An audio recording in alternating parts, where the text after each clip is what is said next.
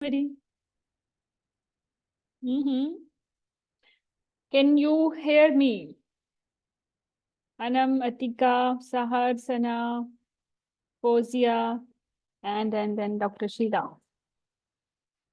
थोड़ा सा इंट्रो करा दें क्योंकि आज आपके साथ न्यू बैच के साथ फर्स्ट इंटरेक्शन है। जल्दी जल्दी बस नाम बता दें और ये बता दें कि कहाँ ट्रेनिंग कर रहे हैं। Quickly, hurry up, unmute yourself.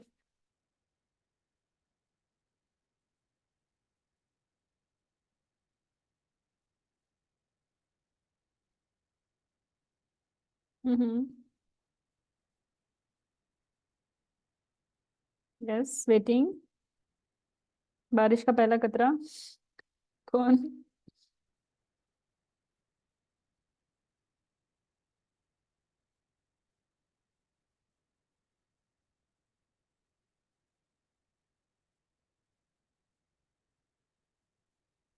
Yes. कोई नहीं है बारिश का पहला कतरा। नहीं, ये तो बुरी बात है। I really want to hear your voices. अस्सलाम वालेकुम। Unmute. Walaikum salam. Who is this? Doctor Sana Maham, CMH Kharia. CMH खारिया में मेरी काफी फैन फॉलोइंग हो गई है। अच्छा। काफी लोग हैं एक्चुअली, ये कहने का मकसद है। अच्छा। बल्कि CMH खारिया से तो लाइक मेरे कंसल्टेंट ग्रुप में भी बहुत सारे कंसल्टेंट्स हैं जिनकी ट्रेनिंग खारिया से है और they have done their FCPS। So okay, so Sana ma'am, कैसा लग रहा है? अभी आपने ज्वाइन किया है? स्पोर्ट ग्रुप से हाँ जी, ज्वाइन किया? मैंने अभी ज्वाइन। सीरीज से? हाँ जी जी। Okay okay. क्या कह रही हैं आप? मैंने कहा आप अभी फर्स्ट टाइम दोगे एग्जाम? हाँ जी, मैं फर्स्ट टाइम दूंगी। अभी तक कोई टॉपिक पढ़ा है? I think we have covered fetal infections. हाँ जी, मैंने आपका सिफिलिस वाला टॉपिक पढ़ा है, उसके अलावा मैंने GBS वाला टॉपिक पढ़ा है और मुझे बहुत मजा आया। मैंने बड़ा एंजॉय करके पढ़ा है आपकी वीडियोस के साथ।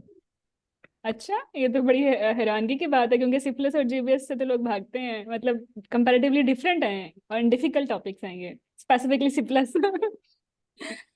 हाँ जी, मुझे लगता है अभी मैंने स्टार्ट किया ना, शायद अभी मैं इस तरह से उस तरह से लेकिन समझ आ लगी गया नहीं आपको? हूँ प्रिपरेशन अच्छा, में। हाँ समझ जी, आ मुझे समझ गया। आ गया। चलें, ये तो बहुत चीजें बड़ी काफी बात इजी करके आप। है। चलें, खतीजा ने हाथ खड़ा किया है। खतीजा, बताएं अपने बारे में। जी अस्सलाम वालेकुम। वालेकुम सलाम।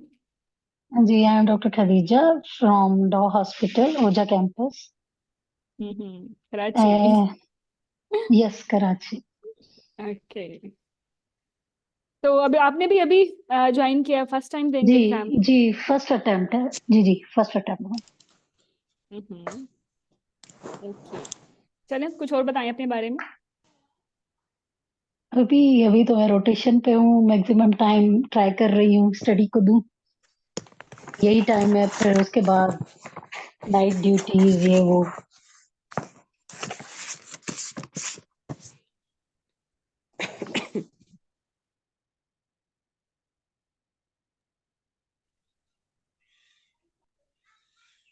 अच्छा, तो ये बताइए खतीजा, आपने कौन से टॉपिक्स किए हैं अभी तक फटल इन्फेक्शन मॉड्यूल जो हमने अभी स्टार्ट किया? मैंने सेफिलिस किया है और मलेरिया किया है। आई थिंक मलेरिया आपने कल किया है। जी जी, ये तो सही। मतलब अच्छा एक मतलब गाइडलाइन मिल रही है to the point, exam point of view से एक अच्छी गाइडलाइन मिल रही है। अभी तक मजा आ रहा है कोर्स में। चलें, इंशाल्लाह अल्लाह करे आगे भी मजा आता रहे और चीजें समझ आती रहें। एक्चुअली समझ आनी चाहिए। जी अच्छा, चलें, अच्छा। एक मेरा क्वेश्चन था कि अगर कुछ चीजें ना समझ आए तो हम ग्रुप पे क्वेश्चनिंग कर सकते हैं, आप वाई रिप्लाई कर सकते हैं उसमें। Why not, why not? Okay okay okay, thank मुझे यू। टैग कर दीजिएगा क्योंकि ना जिसमें मुझे मैं टैग होती हूँ तो वो डेफिनेटली मैं रीड करती हूँ प्रायोरिटी पे, बाकी सही चैट सही, पर कर थैंक यू। देती हूँ। Okay okay, thank you. So next is Dureem Fatima. कितना प्यारा नाम है दुरीम, मैंने सच में कभी नहीं सुना। मैंने भी फर्स्ट टाइम ही सुना है जब मेरे पेरेंट्स ने रखा है। ओके, उसके बाद दोबारा नहीं सुना। मैं नहीं, अच्छा। सेंट्रल पार्क टीचिंग हॉस्पिटल में कर रही हूँ training and it's my first attempt इंशाल्लाह। इंशाल्लाह फर्स्ट एंड लास्ट, अब तो ये कहना चाहिए। जी ओके इंशाल्लाह चले, फर्स्ट एंड लास्ट। जी चलें सेंट्रल पार्क आई थिंक कसूर जाते हुए आता है रास्ते में। जी जी बिल्कुल। हम्म। चलें, best of luck for your exam, for your preparation. Dureen कोई क्वेश्चन क्यूरी आप पूछना चाहें कोर्स से?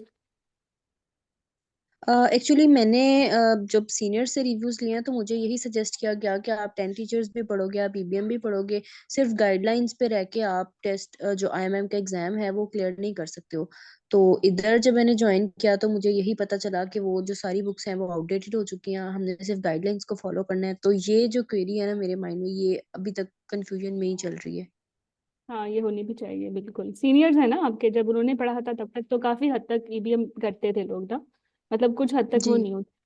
अभी आप जीबीएस पर उठाएंगे, आपने जीबीएस और सिफिलिस पढ़ा है, दिलों पे हाथ जी रख जी। के बताओ कि अगर ईबीएम या ड्यूहस्ट से पढ़ो ये जीबीएस और सिफिलिस, क्या ये सब चीजें जो information we are doing it, क्या ये आपको मिलेंगी? सवाल ही नहीं पैदा होता। मैंने 2018 में किया था एफसीपीएस, और उस वक्त ईबीएम और ड्यूहस्ट ही करते थे, क्योंकि वो 2017 में इनके लेटेस्ट एडिशन आए थे, तो मैंने गाइडलाइन नहीं पढ़ी थी उन दिनों में। तो कुछ हद तक ये बुक्स करते थे, बल्कि कुछ हद तो क्या 100% हम ये बुक्स करते थे, और हमें पता भी नहीं होता था गाइडलाइंस हैं क्या, और जरूरत भी नहीं थी क्योंकि ये बुक्स फ्रीक्वेंटली अपडेट हो जाती थी। आपको पता है जब मैंने एफसीपीएस किया था तब भी ये बुक 1 साल पुरानी थी, और अब 2024 चल रहा है और सेम बुक है। हाँ, सारी गाइडलाइन, एट्टी जी जी परसेंट ठीक है। गाइडलाइन चेंज हो गई हैं, परसेंटेजेस चेंज हो गई हैं, रिकमेंडेशन चेंज हो गई हैं। तो अगर आप ईबीएम या ड्यूएस पढ़ते हैं और उसको करेक्ट नहीं करते तो फिर मुश्किल नहीं हो जाएगी? हम्म। बिल्कुल बहुत मुश्किल हो जाएगी। अच्छा, अभी एपीएच की गाइडलाइन 2017 के बाद है, ब्रीच 2017 के बाद है, 80% लेबर की गाइडलाइंस 2017 के बाद है, ये जीबीएस अपडेटेड है। सिफिलिस का जो हमने पढ़ा प्रोग आर्टिकल वो 2020 में पब्लिश हुआ है, तो ये कैसे करेंगे फिर बताएं? नहीं कर सकेंगे ना। अच्छा, फिर जी एक ही बुक जो जिसमें 20% चीजें अपडेटेड हैं उसमें 80% ऐड करें, तो कितनी ज्यादा एग्जर्शन हो जाएगी, और फिर भी उन 20% पे भी डाउट रहेगा कि पता नहीं ये भी ठीक है या नहीं, है ना? ऐसा ही है। तो ये तो बहुत बहुत टायरिंग नहीं हो जाएगा जर्नी? एक बुक का आप ऐसे डाटा करो कि नई बुक बन जाए, तो बेहतर नहीं है कि इसको छोड़ ही दो और जहां से चीजें करनी चाहिए वहीं से कर लो? जी बिल्कुल ऐसे ही है। तो ऐसे ही है। तो that's why we have skipped these books. अब मैं 2019 से ही टीच कर रही हूँ, तो 2021 तक मैं ईबीएम और ड्यूहस्ट और इवन 10 टीचर से भी पढ़ाती थी, but gradually we become fed up because we have to add so many things additionally. तो इन 2024 आई हैव डिसाइडेड कि क्यों इतनी एफर्ट करनी है, डबल डबल चीजें, तो जो राइट वे है वही से कर लें डायरेक्टली फ्रॉम द गाइडलाइन। ठीक है, जी जी चलें। तो आपके सीनियर्स भी ठीक कहते हैं ना, because they are your senior. उनके उनके दौर में यही चलता था। अब नहीं चलती। ठीक है। Okay so who is next? Dureem, मतलब क्या है इसका, नाम का मतलब क्या है? नायाब। हम्म, चलो बड़ा प्यारा नाम है। Thank you. ओके सो हमारे पास एक और नायाब नाम भी है, वो है 894197। तो ये कौन है? आप अपने नाम के साथ आया करें ताकि मुखातिब भी करूं तो अच्छा लगे। चलें, जरनाब, पाकीज़ा, इंशा, आप कुछ पार्टिसिपेट करना चाहें? फोजिया, साहर। ओके, लोग शाये भी होते हैं, कोई बात नहीं। अगर अपना इंट्रोडक्शन छोटा सा ना, अपना पूरा नाम और किस हॉस्पिटल से ट्रेनिंग कर रहे हैं आप चैट बॉक्स में लिख दें, ठीक है? तो मैं when I will be free I will read. Okay so should we start? Okay, thumbs up. अच्छा, चैट बॉक्स में मुझे बहुत ज्यादा बातें चाहिए, मुझे वो सुनसान सा चैट बॉक्स नहीं चाहिए। मतलब चैट बॉक्स में जब बातचीत हो रही होती है ना, इतना अच्छा लगता है, पढ़ाने वाले को भी लगता है कि किसी ना लाइव ग्रुप से बात कर रहा है, वरना तो ऐसा ही है कि you are talking to computer only. बड़ा बंदा मत मजा होता है। तो if you are liking some slide, आप थम्स अप लिख सकते हैं चैट बॉक्स में। समझ नहीं आ रही वो भी कर सकते हैं, ठीक है? कोई क्यूरी है वो भी पूछ सकते हैं। Anything you can write, but keep writing in chat box. Okay, so this is orientation session for IMM OBS Gynae, and basically I will discuss about my course as well, which is specifically designed for August 2024 exam, for theory exam, right? So before any delay, we are starting our session now. ये क्या बता रहा है बंदा, क्या लग रहा है ये? चलो मैं इसको इजी कर देती हूँ. This is your IMM. हाँ, here you are. Here you are. अभी क्या चल रहा है? आई थिंक फैब चल रही है. Here you are. फैब हो, ऐप पे हो, ठीक है. अच्छा, इसको दूसरे तरीके से भी कर सकते हैं. दिस इज योर IMM और this is your entire syllabus, ठीक है. तो यहाँ आप आपके अपने पहले मॉड्यूल पे पढ़े हो. लेट्स अज्यूम कि आपके टोटल मॉड्यूल्स जो हैं वो 5 हैं, राइट. चलो ऐसे कर लेते हैं. तो क्या ये पूरा सिलेबस ओवरनाइट कवर हो जाएगा? ऐसा पॉसिबल नहीं है. पहले 1 कंप्लीट करना पड़ेगा, फिर 2 कंप्लीट करना पड़ेगा. लेट्स सपोज 1 फेटल इन्फेक्शन है, 2 लेबर मॉड्यूल है, 3 मैटरनल मेडिसिन है, 4 जनरल गायनी है, 5 कॉन्ट्रासेप्शन है, स्टडीज है. That's it. यही मेजर मॉड्यूल्स हैं फॉर IMM. तो फिर जाके ये सिलेबस कंप्लीट होगा ना. This is not an overnight thing कि आप आज सुबह आप सोच लाइक रात को सोचो कि हमने पढ़ना है और सुबह everything will be in your mind. ऐसा कुछ भी नहीं है, ठीक है. तो और इसी तरह आप इसको कोरिलेट कर सकते हैं सक्सेस से. If you want to be successful in terms of, मैं इसको IMM नहीं बोलूंगी. आपका मकसद तो ये है कि आप FCPS करो, ठीक है. ये आपका मेन मकसद है कि FCPS हो. IMM दरमियान में एक इंटरमीडिएट मॉड्यूल है, डेफिनेटली इसको भी पास करेंगे तो आगे जाएंगे, ठीक है. बट अपना जो मेन मोटिव रखना है ना, अपना पूरा FCPS रखना है जब भी अपनी प्लानिंग करनी है. वो मैं बताती हूँ हाउ. अच्छा, तो वैसे FCPS मेन आपका है. जो आपका फाइनल क्या कहते हैं गोल है इस जर्नी में, वो तो FCPS ही है ना. तो FCPS में आपको पता है कि आपका क्लिनिकल एक वाइवा होता है एग्जामिनर के साथ, कुछ पेशेंट से इंटरेक्ट करना होता है, एग्जामिनर के साथ डिस्कस करना होता है कि इसको क्या मसला है. वेरियस डिफरेंशियल्स, इन्वेस्टिगेशन और मैनेजमेंट प्लान डिस्कस होते हैं. और 100 क्वेश्चंस का सिंगल बेस्ट आंसर्स होता है. इससे पहले डेजर्टेशन वगैरह भी अप्रूव करनी होती है आपने. और कुछ आपके ड्रिल स्टेशन होते हैं. तो ये आपका फाइनल FCPS. और IMM में क्या होता है? IMM में सिंगल बेस्ट आंसर्स के 200 क्वेश्चन होते हैं, और इसमें भी टॉक्स होते हैं जिसमें इंटरेक्टिव होते हैं विद एग्जामिनर. आपके कुछ स्टेशंस और कुछ ड्रिल स्टेशंस होते हैं. That's it. तो ये आपका फाइनल अगर आप बर्ड्स आई व्यू में देखें तो ये सब कुछ है. तो अब ये आपका IMM खड़ा है. इसके फौरन बाद आप 3rd ईयर में हो, फौरन बाद मतलब 4th ईयर करोगे और फिर आपको FCPS देना पड़ेगा. ऐसे है, ठीक है. तो अगर आपने शॉर्टकट लगाने हैं 10 टीचर वाले या ओल्ड अपडेटेड चीजें पढ़ के, if you are thinking you will pass your IMM, आप तब भी रिस्क पे हो. और डेफिनेटली FCPS में तो आप 100% रिस्की हो. आपकी एविडेंस बेस्ड मैनेजमेंट से मुराद ये है कि वो एविडेंस बेस्ड हो. एविडेंस क्या होता है? वो जो लेटेस्ट चीजें हो, ठीक है. तो your FCPS exam you can never pass if you are not preparing in a evidence based fashion, ठीक है. तो फाइनल एम तो ये एग्जाम पास करना है. और यहाँ से लाइक स्ट्रेटेजी डिफरेंट है.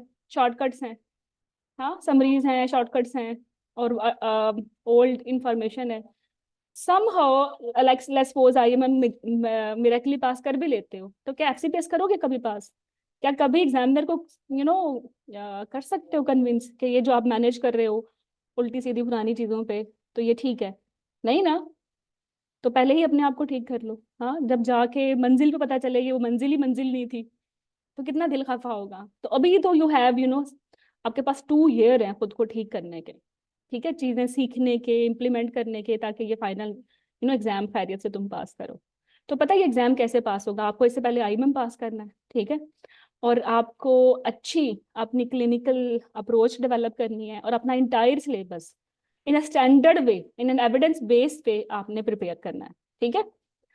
तो ये बड़ा टास्क है, लेकिन ये बड़ा टास्क ऐसे अचीव नहीं हो जाता ओवरनाइट. इसके लिए स्मॉल स्टेप्स लेने पड़ते हैं. आज फरवरी में कुछ स्टेप्स लेने पड़ेंगे, मार्च में कुछ टॉपिक्स कवर करने पड़ेंगे, अप्रैल में करने पड़ेंगे, मई में करने पड़ेंगे, जून जुलाई में अच्छी से रिवीजन करनी पड़ेगी, बहुत सारे MCQs करने पड़ेंगे, स्पेसिफिकली वो MCQs जो कि आपके पास पेपर्स में आए हुए हैं. तब जाके ये कॉम्बिनेशन इस आपकी सक्सेस को जो है वो बनाएगा मोर सर्टन, ठीक है. तो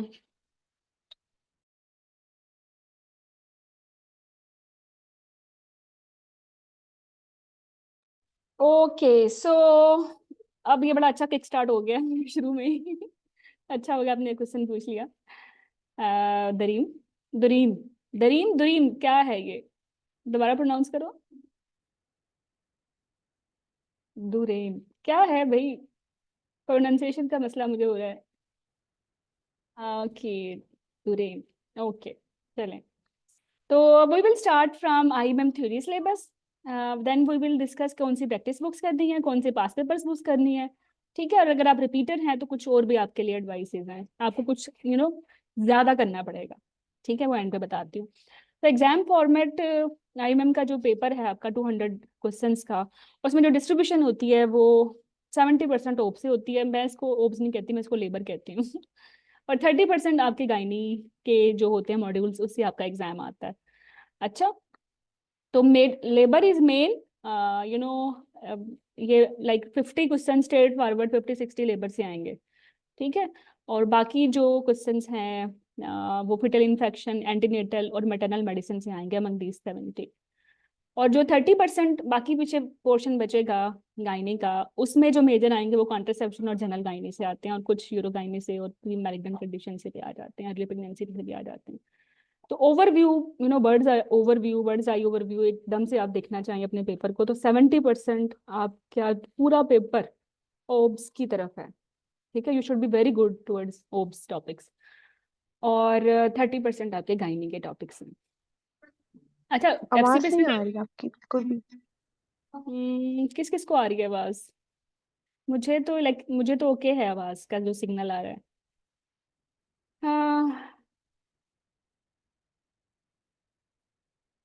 आवाज आ रही है, चैट बॉक्स में लिख दें जिनको आ रही है तो।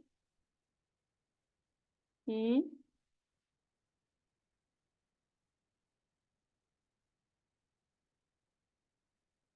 should I continue or should I work on my mic?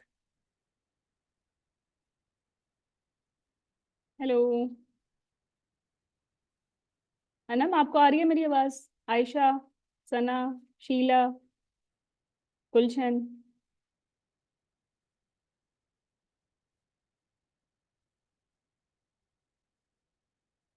हम्म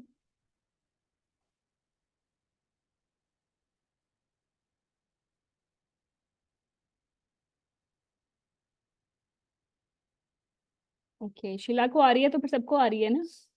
अगर किसी एक को नहीं आ रही तो प्लीज आप अपने कनेक्शन पे वर्क करें और माइक चेंज करके या दोबारा रीज्वाइन करके मीटिंग देखें। ठीक है, okay so this is about your IMM paper question distribution, कि आपने ज़्यादा जो है अच्छे तरीके से पूरा सिलेबस ही करेंगे, लेकिन ओब्स बहुत अच्छे तरीके से करनी है। ठीक है, और इन ओब्स लेबर बहुत अच्छे तरीके से करनी है। 50-60 क्वेश्चन आते हैं लेबर से।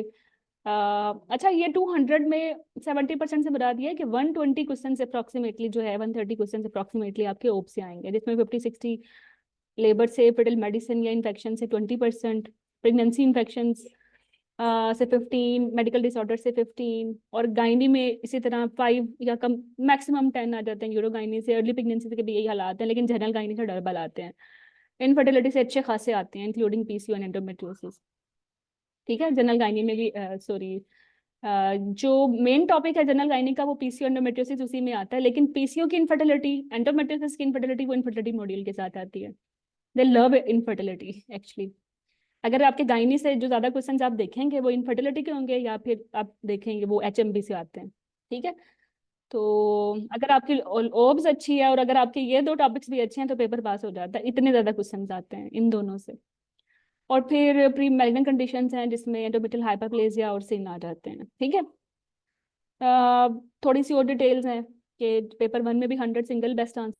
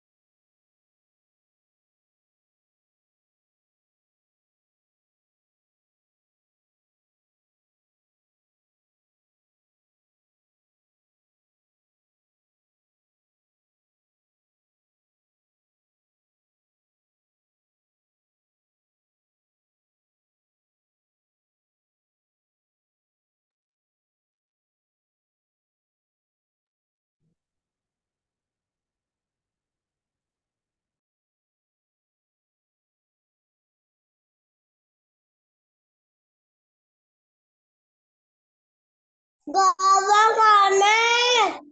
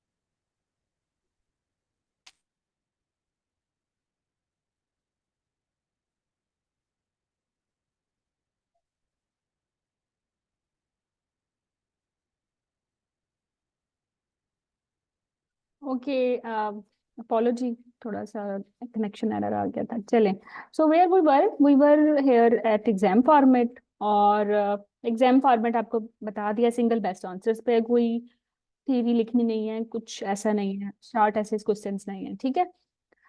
अच्छा, तो अबाउट टेक्स्ट बुक पहले बात हो चुकी है, थोड़ा ब्रीफली बताऊंगी कि टेक्स्ट बुक अगर आप टेंटेटिव करना चाहें just for your better understanding तो आप पढ़ लें, लेकिन उसके जो फैक्ट्स हैं या परसेंटेजेस हैं या ओके नहीं चल रहा था। आप उस पर ना 100% रिलाई ना करें। मतलब अगर कोई भी एम्बिग्यूटी होती है, डिस्पेरिटी आती है, तो आप पेरेंट गाइडलाइन, और वो भी अपडेटेड गाइडलाइन हो, उसी को ही उसी की बेस पे फाइनल की बनाएं, ठीक है। तो इसके बाद हम लेट्स सपोज, मुझे एक क्वेश्चन याद है अभी भी अपने दौर का, कि 14 वीक से पहले आप, अगर आपने डेटिंग करनी है तो आप सीरियल पे करते हो, ठीक है। अगर आपके पास दो चॉइसेस हैं, सीरियल के जेस्टेशनल साइड, तो फिर किस पे करनी है, वो तब भी सीरियल पे करते हो। लेकिन बट आफ्टर 14 वीक्स, तो लाइक टेंटेचर में लिखा हुआ है बीपीडी, ठीक है। आई थिंक ईबीएम डूएस में भी ऐसा लिखा हुआ है, बट इन गाइडलाइन जो कि स्पेसिफिकली जो हम करेंगे ट्विन प्रेगनेंसी गाइडलाइन, उस पर डेटिंग का बड़ा मसला होता है, तो उन्होंने क्लियरली लिखा है कि हेड सर्कमफेरेंस की प्रायोरिटी है। और you will see in your exam के बीपीडी और हेड सर्कमफेरेंस दोनों ही चॉइस में आएंगे, और आप डूबते किधर हो, जहाँ दो क्लोज ऑप्शंस आती हैं, ठीक है। 70-80% जो कैंडिडेट्स कहते हैं एग्जाम में, उनको मसला ये नहीं होता कि क्वेश्चन बड़ा मुश्किल है, क्वेश्चन ईजी होता है। ऑप्शन इतनी क्लोज होती हैं कि उनको आपस में से एक दूसरे से पे को प्रेफर करना मुश्किल हो जाता है। तो जब प्रेफर करने की बारी आएगी, तो फिर किसकी बारी आएगी, किस कौन सी रेफरेंस स्ट्रांग होगा, ऑब्वियसली जो एविडेंस बेस्ड होगा, दिस वन, ठीक है। अच्छा, तो better do topics directly from guideline, ये उन कैंडिडेट्स के लिए भी है जो खुद से तैयारी करना चाहते हैं, ठीक है। तो वो गाइडलाइन से ही करें प्लीज। जो एविडेंस बेस्ड मैनेजमेंट है ईबीएम में, वो टॉपिक्स जो 2000, थोड़ी इसको मैं ठीक कर लूँ, जो टॉपिक्स 2017 के बाद आए हैं, तो फिर वो गाइडलाइन से कर लें। और जो 2000 आए हैं 17 से पहले, वो गाइडलाइन से कर लें। ये ज्यादा अच्छी स्ट्रेटजी है। मतलब अगर आप छोड़ नहीं सकते इस किताब को पढ़ना, आप उसको पसंद है या आपको उसकी समझ आती है, तो मेक श्योर के जो 2017 तक के टॉपिक्स हैं वो आप ही करें सिर्फ ईबीएम से, ठीक है। लेकिन उसके बाद वाले मत करें।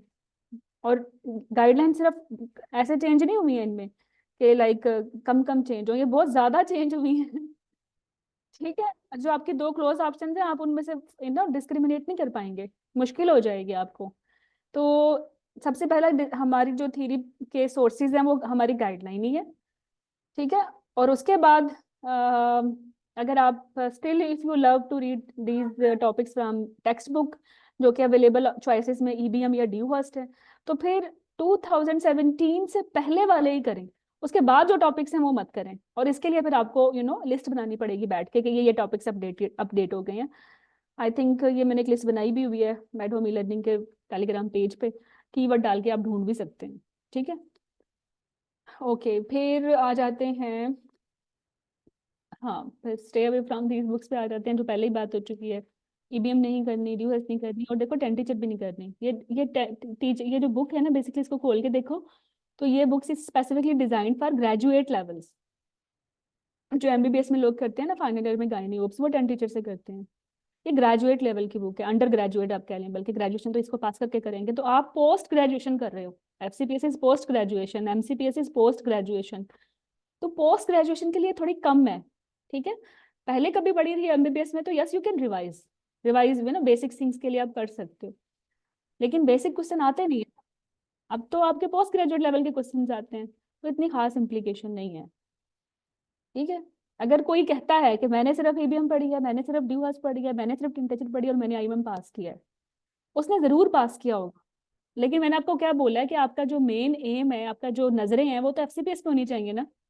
आपकी नजरें उस दिन पे होनी चाहिए जब आप और एग्जामिनर, जो कि बहुत ही अपडेटेड है, आपके साथ डिस्कस कर रहा है, और आप उसको टेंटेचर की बातें बता रहे हो, ईबीएम की 2017-18 की, इन 2025।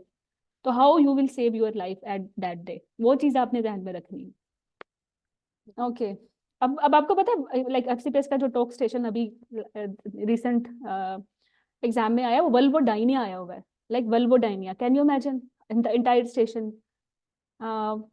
और आप वल्वोडाइनिया की को आप अगर गाइडलाइन से इसका टॉक आर्टिकल नहीं करते तो वो पूरा स्टेशन उड़ गया है। ठीक है, इतने मतलब छोटी छोटी चीजें आ रही हैं कि आप एक छोटा सा टॉक आर्टिकल भी नहीं छोड़ सकते। लाइक सेकंड स्टेट्सरियन सेक्शन पे पूरा जो था वो एक केस बेस्ड डिस्कशन थी, और उसका लेटेस्ट टॉक आर्टिकल था, वो सारा पूछ रहे थे। अभी ब्रीच का भी आया हुआ है।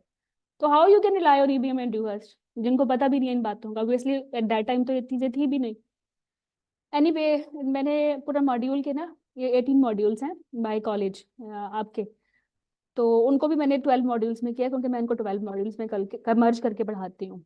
और इनमें जो जो रेड किए हैं वो बड़े इंपॉर्टेंट है फॉर IMM, जैसे रिसर्च है, मोर्टेलिटी, पेरिनेटल मोर्टेलिटी या maternal mortality rate, ratio, cohort studies, ये सब चीज़ें। ठीक है, फिर डेथ इनडायरेक्ट और डायरेक्ट, ये बड़ा टेस्ट करते हैं IMM में। फिर एंटीनेटल केयर है, सारे ट्विंस और सारा antenatal pathway, complicated pregnancies antenatal care में जो आती हैं, हाउ यू विल मैनेज, इसमें IUGR भी आ जाता है। फिर मेटरनल मेडिसिन है, labour and management of delivery and with postmortem. फिर गायनेकोलॉजिकल प्रॉब्लम, सब फर्टिलिटी एंड कॉन्ट्रासेप्शन, इसमें सारे STDs। ये मेन मॉड्यूल है। अगर आपको इन पे अच्छे से ग्रिप है ना, तो आप 200 सिंगल बेस्ट आंसर्स में से इजीली 150 क्वेश्चंस इन्हीं मॉड्यूल से एंटिसिपेट करें, जो कि 75% बनाते हैं। इफ यू आर स्कोरिंग 75%, आपका एग्जाम पास है। ठीक है, तो इनको तो बिल्कुल आपने बहुत अच्छे से करना है। ये नहीं कि आप बाकी नहीं करेंगे, हम तो पूरा सिलेबस ही करेंगे, बट इसमें कोई कंप्रोमाइज नहीं करना, इसमें कोई शॉर्टकट नहीं लेना इन ये जो रेड मॉड्यूल्स हैं। अब ये पढ़ने कहाँ से हैं ये मॉड्यूल्स? अब मैंने बोला ईबीएम तो स्टे अवे, अब बंदा जाए कहाँ? तो नो वरीज, जो ग्रीन टॉप गाइडलाइंस हैं या SOGP गाइडलाइंस हैं, college of society of obs and gynae Pakistan की गाइडलाइंस, तो अभी तक तो है 2 ही है, एनीमिया एंड डायबिटीज की, ये बेसिक है। ठीक है, GTG एंड SOGP, जो कोर आपकी लर्निंग होगी, जो मेन सारे टॉपिक्स हैं वो इधर से ही करेंगे। वो कुछ टॉपिक्स जिन पे GTG नहीं है उन पे नाइस है, तो वो फिर नाइस से करेंगे। जो GTG में भी नहीं है और नाइस में भी नहीं है, उनके लिए टुडे ओब्स गायनी के आर्टिकल्स करते हैं, जिसको हम टॉक आर्टिकल्स बोलते हैं। और अगर जो टॉक आर्टिकल भी नहीं है, जैसे विटामिन डी पे नहीं है, तो वो साइंटिफिक इम्पैक्ट पेपर से करते हैं, और विटामिन डी पे हमेशा 1-2 क्वेश्चन आते हैं आपके पेपर में। ठीक है, तो this is the way we will start our preference, कि जो कोर आपकी है सिलेबस की, this is on GTG and SOGP, then NICE, then TOG article, then scientific impact papers. और at the end of the day आपके पूरे मैं देखती हूँ GTG में लाइक अप्रोक्सीमेटली 78 GTGs हैं। इसमें कुछ 8 के करीब GTG ऐसी हैं जो कि FCPS में पूछी जाती हैं, लेकिन 70 के करीब ऐसी हैं जो FCPS में भी आती हैं और IMM में भी आती हैं। ठीक है, लेकिन लेवल ऑफ डिफिकल्टी चेंज होता है। जैसे कि लाइक वाल प्रोलैप्स की जीटीजी है, तो आईएमएम में सिर्फ ये पूछते हैं कि वाल प्रोलैप्स की मैनेजमेंट कैसे करती हैं। यू हैव वेरियस चॉइसेस ना, आप पैसिटी रखते हैं, आप सैक्रोकॉल्पोपेक्सी करते हैं। तो लेकिन जब ये क्वेश्चंस आते हैं एफसीपीएस में, तो वो सर्जिकल एस्पेक्ट से आते हैं कि वजाइनल लेंथ कम है, पॉप की ये स्टेज बनती है, या टोटल वजाइनल लेंथ ये बनती है, तो फिर आपने कैसे लेके चलना है, वो थोड़ा सा और एडवांस हो जाता है। हाउएवर वाल प्रोलैप्स की है तो एक ही जीटीजी, चाहे आपके बेसिक क्वेश्चंस हैं चाहे आपके एडवांस है, करनी तो फिर इसी से है ना ये। ठीक है, तो 70 अप्रॉक्सीमेटली ग्रीन टॉप गाइडलाइंस हैं जो आईएमएम के लिए इंपॉर्टेंट है बहुत ज़्यादा। नाइस भी अप्रॉक्सीमेटली 20-25 गाइडलाइंस हैं। टोग आर्टिकल तो बेतहाशा हैं, हर 3 महीने बाद जो है 12 टोग आर्टिकल्स आते हैं, लेकिन इतने ज़्यादा नहीं करते फॉर आईएमएम, सिलेक्टिव करते।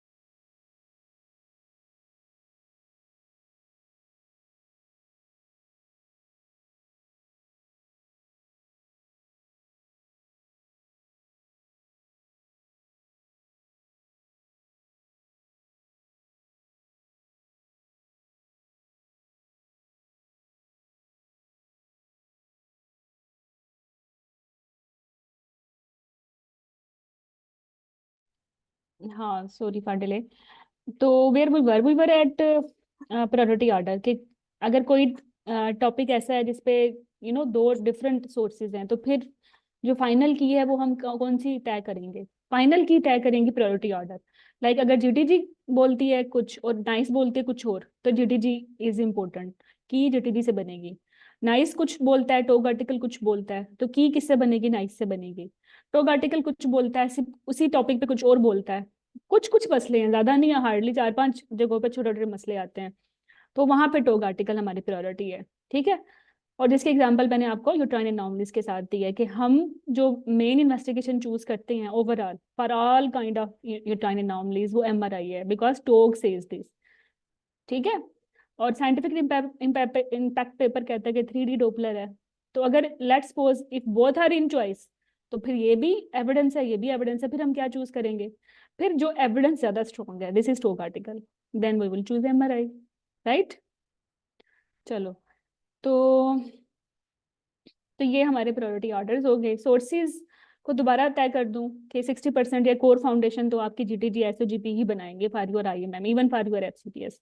20-30% जो कंटेंट है वो आपका नाइस गाइडलाइन से कंप्लीट हो जाएगा। इन दोनों की रिकमेंडेशंस मस्ट है, और अगर मैं आईएमएम के लेवल पे रिकमेंडेशंस भी कर लो ना, दैट इज इनफ। ठीक है, विद माय सेशन, क्योंकि जो अंदर चीजें लिखी होती हैं अगर वो इंपॉर्टेंट होती हैं तो वो they are the part of my session. और try to write down step wise protocol.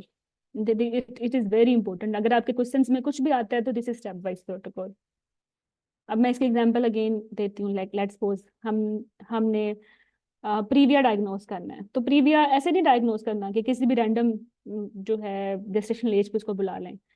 सबसे पहले 20 वीक्स पे ये करते हैं इसको पिक, ठीक है, और TAS से करते हैं हम, एनॉमलिस क्या है अब्डोमिनल कर रहे होते हैं, ठीक है। हाँ, अगर TVS करना है तो वो मोटी पेशेंट है या TAS says something suspicious about placental localization, then we will do TVS। तो 20 वीक्स पे पहली दफा करेंगे थ्रू TAS पे मसला है नहीं कर सकते या प्लेसेंटा को कंफर्म करना है तो फिर TVS there and then, right. अगर आपको लगता है कि रीटा है, देयर एंड देन यही डोपलर भी आ जाएगा 20 वीक्स पे, राइट। अच्छा, उसके बाद 32 वीक पे होगा स्कैन, ठीक है, फाइनल जो इसकी कंफर्मेशन है। अगर कंप्लीटली कवरिंग ओस है तो देन इट इज प्रीविया, आगे जाने की जरूरत नहीं है, stay there, it is previa, manage it as previa. अगर पार्शली कवरिंग है तो फिर लास्ट 136 पे, ठीक है, and here you will decide plan of delivery. If it is really previa फिर तो इसको डिलीवर करें, एब्डोमिनल डिलीवरी की इलेक्टिव सेक्शन होगा, राइट। तो अब ये स्टेप वाइज प्रोटोकॉल बन गया। ये सारी चीजें आपको APH की JTG में लिखी हुई मिलेंगी। APH की JTG डिफरेंट है, वैसे प्रीविया किट की डिफरेंट है, दोनों कंबाइन करके हम पढ़ेंगे, but final consensus step wise protocol का ये बनेगा। तो ये ऐसे छोटे छोटे प्रोटोकॉल्स आपने लिखते रहने हैं, ठीक है। अच्छा, फिर पहला तरीका तो ये है कि आप कोशिश करें, if you are in my course, पहले मेरा लेक्चर सुन लें फिर पढ़ें, तो फिर आपको पढ़ते हुए मजा आएगा। जैसे आपके कोलीग्स कह रहे हैं, चीजें आपको समझ आएंगी, गाइडलाइन आपको बोलती हुई महसूस होगी। अगर आप खुद पहली दफा पढ़ते हो तो आप 100% उस पर लगाओगे अपना, या 3-4 घंटे लगाओगे और फिर आप लेक्चर सुनोगे। बट अगर आप लेक्चर सुन के गाइडलाइन पढ़ते हो तो आपकी 30-40 मिनट में कंप्लीट हो जाएगी। तो ये शॉर्टकट है और स्मार्ट वे है। और जब आप पढ़ रहे होगे तो आपको मेरी आवाज़ जहन में, माइंड में आ रही होगी कि मैडम ने ये बोला था कि ये इंपॉर्टेंट है, इसको ऐसे पढ़ना है, ये इंपॉर्टेंट है, इसको लिख लो, इसको अपने नोट्स में लिख लो, ठीक है। चलो, फिर वो एक स्टोरी सी बन जाती है। अगर आप चाहें वो स्टोरी अपने ही अंदाज में रिकॉर्ड कर लें और अपने फाइनल डेज में रिवीजन के लिए, जो आपकी जैसे आप लिखते हो ना अपनी लाइक नोट्स बनाते हो फाइनल डेज रिवीजन के लिए, तो अब आपने क्या करना है, अपना व्हाट्सएप पे अपना एक ग्रुप बनाना है अपने साथ ही। और इस ग्रुप में हर टॉपिक के छोटे छोटे जो प्रोटोकॉल्स हैं या छोटी छोटी इंस्ट्रक्शंस हैं कि एग्जाम में ये चीज़ें रिवाइज करनी है, उनको अपनी आवाज़ दे के रिकॉर्ड करके फेंक दो, बस उसी ग्रुप में डाल दो, फॉरवर्ड कर दो। और फिर एग्जाम में जब आप टायर्ड होते हो, जब आपका पढ़ने को दिल नहीं चाह रहा होता या एग्जाम की स्ट्रेस में नजर भी नहीं आ रहा होता समटाइम कि क्या लिखा हो, इतनी स्ट्रेस होती है कुछ लोगों को, तो अब आप आवाज़ सुनेंगे अपनी तो आपको अच्छा लगेगा। तो ये वॉइस नोट्स भी बनाए जा सकते हैं, ठीक है। ओके, सो नेक्स्ट इज वो टॉपिक्स जो GTG और नाइस में कवर नहीं हुए वो कहाँ से मिलते हैं? वो टॉग आर्टिकल से, साइंटिफिक इम्पैक्ट पेपर से, FSRH से, फिगो से, कंसेंट एडवाइस से और बैश से। टॉग आर्टिकल सिलेक्टेड वंस करने होते हैं for IMM, scientific impact papers भी सिलेक्टेड वन करने होते हैं, और ये मेजोरिटी इंटरनल मॉड्यूल के टॉपिक्स होते हैं।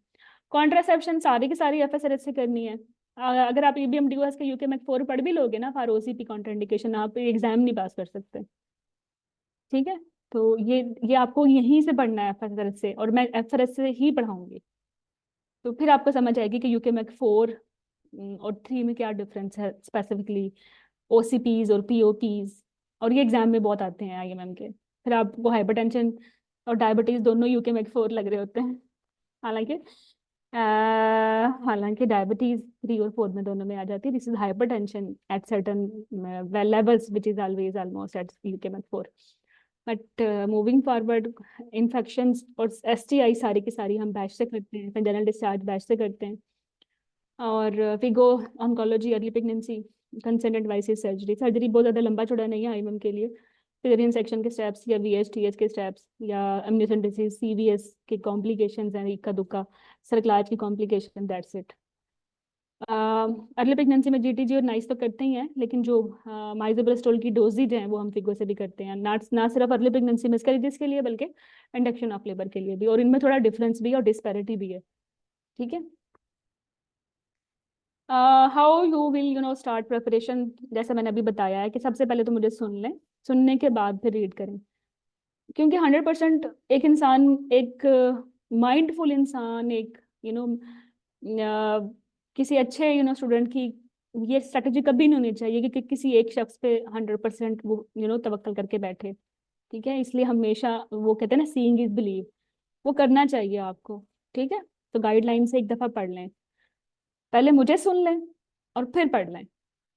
पढ़ने के बाद सिंगल बेस्ट आंसर्स प्रैक्टिस करें मैक्सिमम, और बार बार रिवीजन करें और अपने नोट्स को बार बार रिवाइज करते रहें।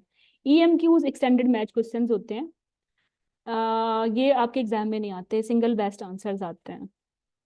आपके एग्जाम में जो है नॉलेज बेस्ड क्वेश्चंस आ सकते हैं, जिसको मैं KBA बोलती हूँ। मतलब दो तरह के क्वेश्चंस आते हैं, सिंगल बेस्ट आंसर्स या फिर नॉलेज बेस्ड क्वेश्चंस। ठीक है, CBSP को नॉलेज बेस्ड क्वेश्चंस पसंद है, जिनको मैं क्लिनिकल क्वेश्चंस बोलती हूँ। तो क्लिनिकल क्वेश्चंस पता क्या होते हैं, जो जिसमें डिफरेंशियल्स पे आपने काम करना होता है। जैसे कि एक पेशेंट है, लाइक नल्ली पैरा, और उसको HMB है। ठीक है, और सबसे पहली चीज, और साथ में उसको जो है यूट्रस दे दिया मैंने, और यूट्रस जो है उसकी बल्कि है, बल्कि यूट्रस है। तो नल्ली पैरा HMB बल्कि यूट्रस, क्या जहन में आता है? एडिनो आएगा, लेकिन एडिनो में तो नली में नहीं होती। हम्म, अच्छा, अगर मैं कहूँ मल्टी और HMB, फिर क्या जहन में आता है? फिर एडिनो आता है।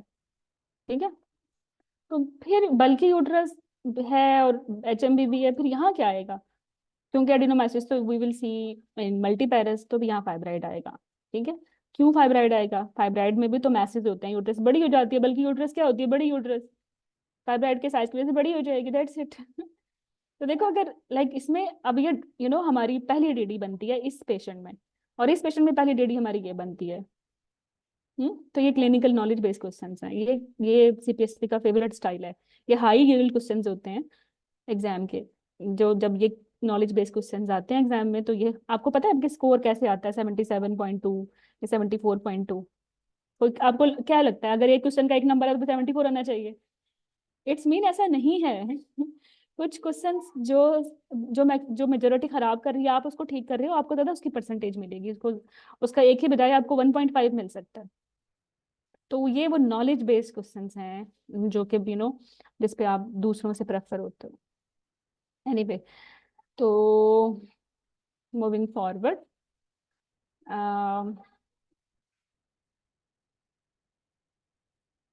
To do things after course joining. आप जैसे कोर्स ज्वाइन करते हो ना, तो आपको एक डिस्कशन ग्रुप में ऐड किया जाता है और एक ऑन गोइंग मॉड्यूल में ऐड किया जाता है, दैट्स इट। और at the end of the day, eight the end of the course, you will be in 12 groups. जैसे एक ग्रुप खत्म हो जाएगा, इन्फेक्शन खत्म हो जाएगा, तो वी विल स्टार्ट लेबर, वो खत्म हो जाएगा तो we will start next module, next module.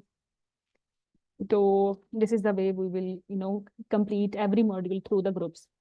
और अगर like let's suppose D1 fetal medicine या फेटल इन्फेक्शन पे है, तो सारे इन्फेक्शन आपको यहीं मिल जाएंगे, और साथ ही साथ आपको इसकी E-बुक भी मिल जाएगी। मतलब अगर आपने टॉपिक रिवाइज करना है, तो आप इसी मॉड्यूल को ओपन करेंगे, वो टॉपिक रिवाइज कर लेंगे।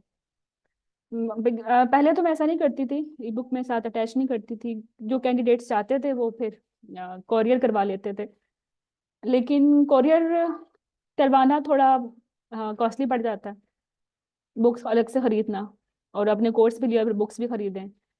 और कंसिडरिंग दैट के जो ये आप लोगों के लिए इतना, आपकी पॉकेट पे इतना हैवी ना पड़े, तो मैं अब इसको E-बुक को कम अटैच कर रही हूँ विद योर रिस्पेक्टिव मॉड्यूल। मतलब जब आपका फेटल इन्फेक्शन खत्म होगा, तो इन्फेक्शन के सारे नोट्स भी इसके अंदर ही होंगे।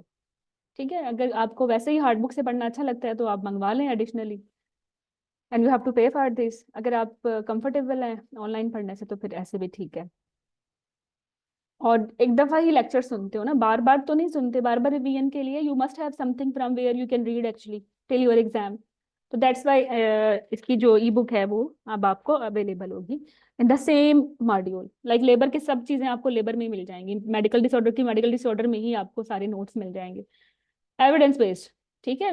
और I am trying my best कि ऐसी वो नोट्स हों कि जो बोलते हुए नोट्स हों।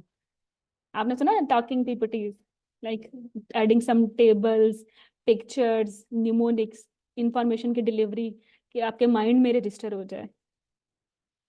अभी आप सिफिलिस की बात कर रहे थे, लेट्स सी, मैं बस बताती हूँ आपको कि कैसे हो सकता है ये।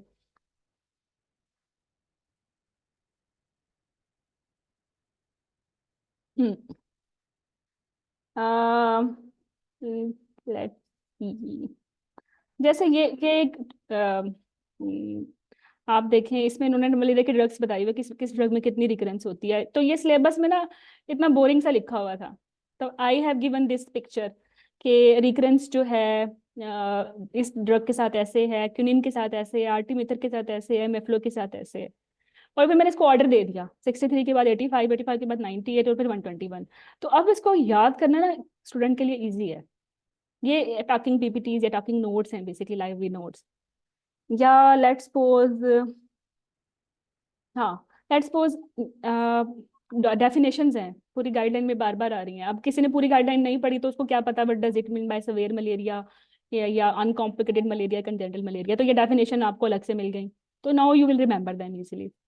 ठीक है। या कुछ और टर्म्स एंड कंडीशंस इस्तेमाल हुई हैं गाइडलाइन में, प्रोस्ट्रेशन, प्रीम्यूनिशन, सिंचोनिज्म। तो उसको मैंने पहले एक्सप्लेन कर दिया ताकि जब आप गाइडलाइन पढ़ें तो आपको दिक्कत ना हो कि ये क्या चल रहा है। सी प्लस की है ये, नहीं ये मलेरिया की बेसिकली है। जैसे ये मलेरिया की थी, दो गाइडलाइंस आप पढ़ते हैं, डायग्नोसिस एंड ट्रीटमेंट की और एक है प्रिवेंशन की।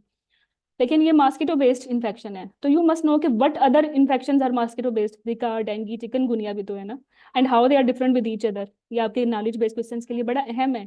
फीवर, और ये हमेशा डेंगू आपके ओस्की में भी आता है, एक पेशेंट हाई ग्रेड फीवर के साथ आती है। लास्ट टाइम ये एक टॉक स्टेशन भी था, और उसको जो है ब्लीडिंग हुई जा रही है। और व्हाट इज दिस, डिफरेंशियल में डेंगू था और मलेरिया था, लेकिन जिसने डेंगू बनाया वो पास हो गया, जिसने मलेरिया बनाया वो फेल हो गया। कैसे फेल हो गया? अब उसको पता होना चाहिए मलेरिया का फीवर हाई ग्रेड जरूर होता है, लेकिन followed by rigors and chills होता है और ब्लीडिंग एंड कॉम्प्लिकेशन है। जबकि डेंगू में कॉन्स्टेंटली हाई हाई वो होता है, ज्यादा होता है, और ब्लीडिंग उसकी अर्ली कॉम्प्लिकेशन है। और ये नॉलेज बेस्ड क्वेश्चन है। ठीक है। तो आपका पूरा उसके का स्टेशन इस तरह सेट हो गया ना। फिर आपको उनके फीवर के पैटर्न पता होने चाहिए कि जो डेंगू है उसका जो मॉस्किटो है वो डे टाइम बाइटर है, और जो मलेरिया है वो रात को काटते हैं। तो ये आपके उसकी में पूछना ही पूछना उन्होंने। तो आपकी फाइनल जो स्टोरी है वो आपका बेसिकली पूरा कंप्लीट एग्जाम है, ना कि सिर्फ ये एक छोटा सा एग्जाम। ये भी पास हो जाएगा, इसके भी नॉलेज बेस्ड क्वेश्चंस पास हो जाएंगे। और आपके एंट्री लेवल पे ही अगर मसले हैं बच्चों, एंट्री लेवल पे ही ये चीजें उस अंदाज से रजिस्टर्ड नहीं हुई कि इनके डिफरेंशियल्स क्या हैं, तो बच्चों फिर वो कभी भी नहीं रजिस्टर्ड होती, कभी भी नहीं होती। एक चीज गलत तरीके से डाटा एंटर हो गया ना माइंड में, वो ठीक नहीं हो पाता। उसको ठीक करने के लिए बड़ी एफर्ट करनी पड़ती है मुझे, फिर उन कैंडिडेट्स के साथ उनके बड़े अटेम्प्ट्स रिपीट होती हैं। ठीक है। अच्छा फिर let's suppose here we were, हम्म।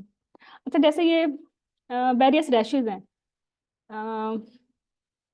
अभी तो आप रैश कर लोगे, आपको पता है वेजिकुलर रैश है चिकन पॉक्स का और हर्पीस सिम्प्लेक्स का। लेकिन जब जिस दिन एग्जाम है उस दिन पता है उसमें तो और बहुत सारे रैशेज भी दिमाग में आ जाएंगे। कुछ इचिंग के साथ होंगे, कुछ डर्माटोसिस के साथ होंगे, हाँ, कुछ वेजिकुलर होंगे, कुछ नॉन वेजिकुलर होंगे, फिर भूल जाओगे। फिर अभी अर्ली डाटा एंट्री हम देख लेंगे कि वेजिकुलर रैश जो नहीं है वो रुबेला, पार्वो, सिफिलिस, मीजल्स हो सकते हैं, और वो कैसे आपस में डिफरेंशिएट करने हैं।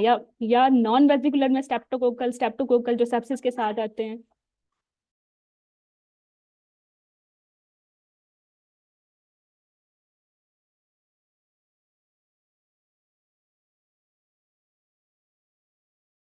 ठीक है। तो वेजिकुलर में दो टॉप है, हर्पीज और वेरिसिला, लेकिन आपको पता है सेलुलाइटिस का रैश भी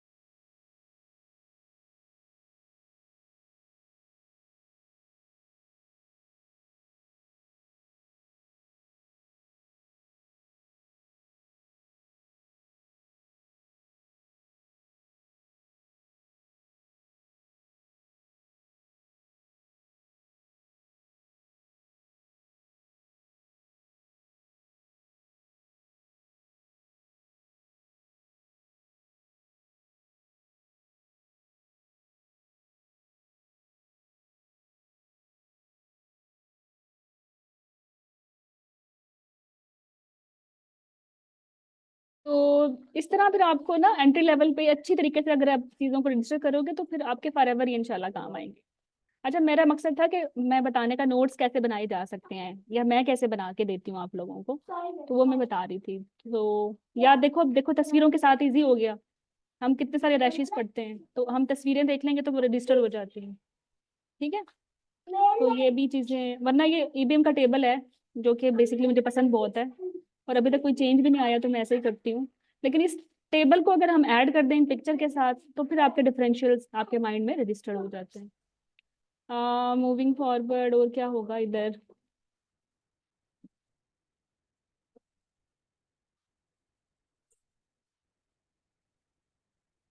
हम्म।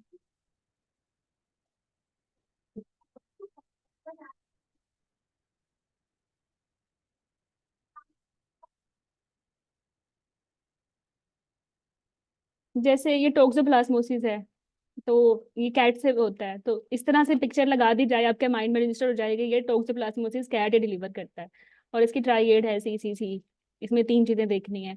ये इसकी ट्रांसमिशन है फर्स्ट सेकंड थर्ड ट्राइमेस्टर में, ट्रांसमिशन है, ठीक है, और डैमेज है, दोनों दोनों साथ साथ लिखे हुए हैं।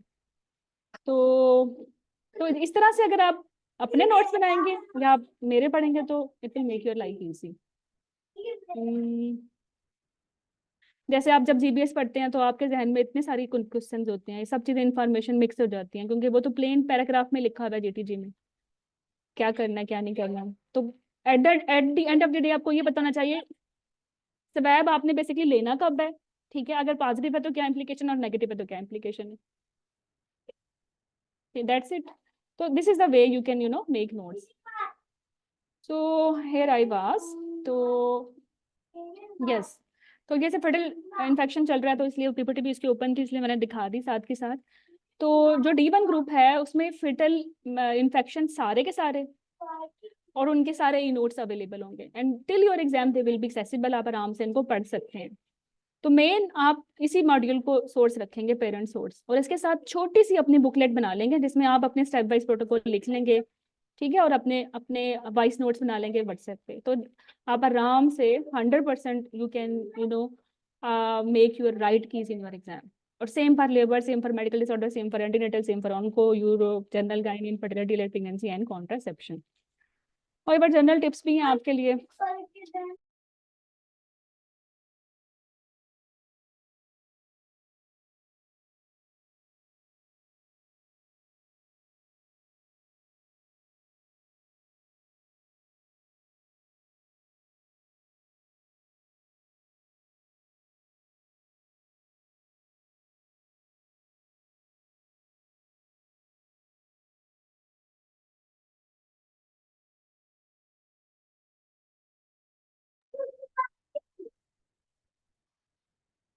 अच्छा, तो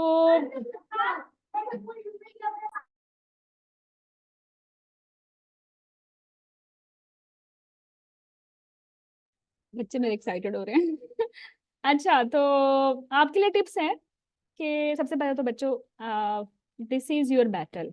ये जो अपना करियर बनाना है, अपनी जिंदगी को लोगों से डिफरेंट करना है ना, इसके जिम्मेदार ना आप खुद ही हो। इसके लिए जो मेन काम कर रहा है या जो इसके मेन बैरियर हो ना, वो आप खुद ही हो, ठीक है। तो आपने अपना ही बेस्ट वर्जन डिजाइन करना है या मैन्युफैक्चर करना है, और इसके बाद सोचो कि फिर इसके बाद आइडियाज आएंगे कि ये जर्नी आपके लिए कैसा इजी हो सकता है। आपने वो मुहावरा तो सुना होगा ना, when there is a will there is a वे।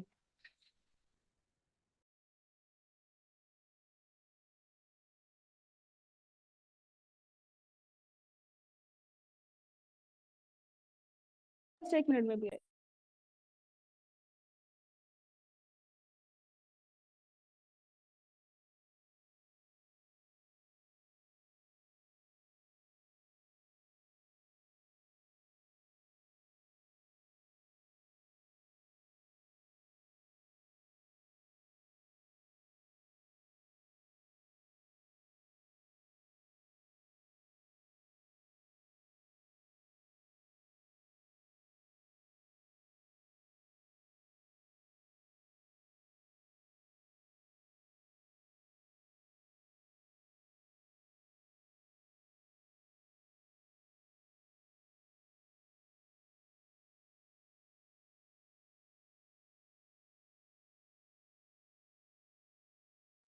अच्छा, तो कुछ टिप्स हैं। मैं ये नहीं कह रही कि मतलब ये बड़े मैंडेटरी हैं।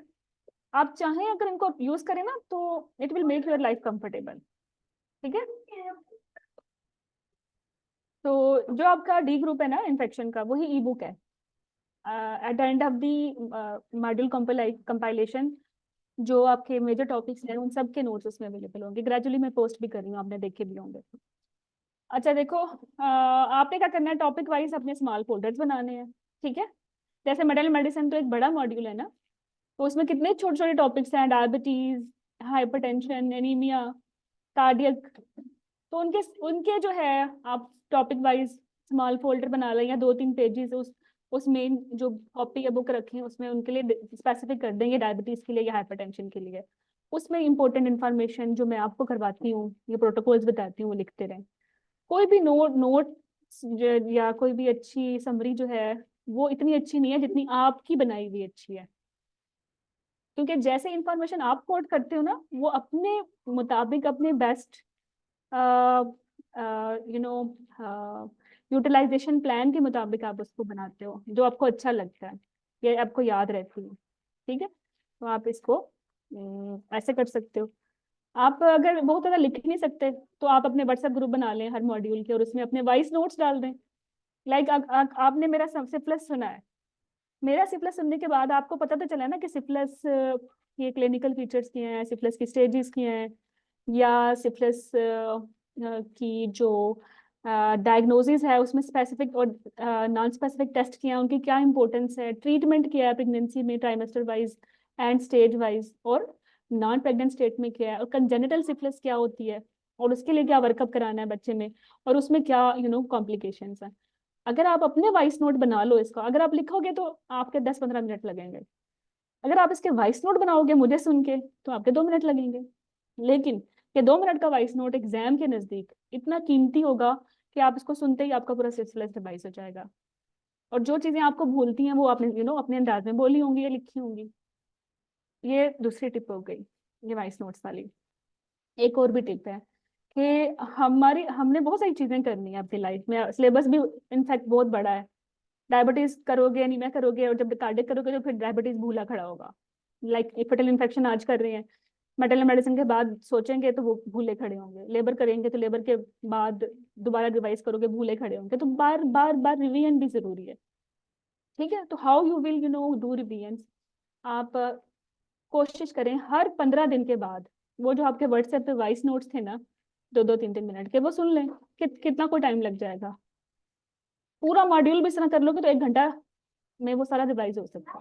ठीक है, और इन्फॉर्मेशन आपकी बार बार जब आपके माइंड में ड्रिल होंगी तो भूलेंगे भी नहीं। अच्छा, एक और बड़ी इंपॉर्टेंट एडवाइस है, वो ये है कि मल्टीपल कोर्सेज ना ज्वाइन करें। मल्टीपल कोर्सेज में ये नहीं कह रही कि अच्छे नहीं है या I am the best one या टॉप रेटेड, नहीं, they are also better, I can be good, लेकिन आपकी फोकस आप फोकस नहीं रहते।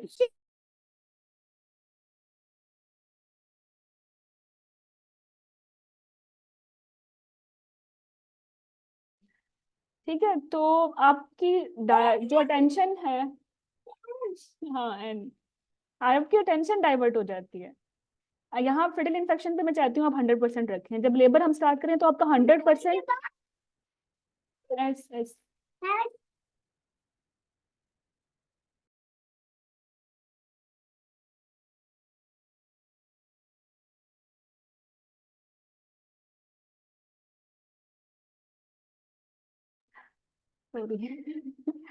ओके, तो ना मैं चाहती हूँ कि आपकी 100% अटेंशन ना जब आप लेबर करें लेबर पे ही हो, जब आप मेडल मेडिसिन करें उस पे ही हो।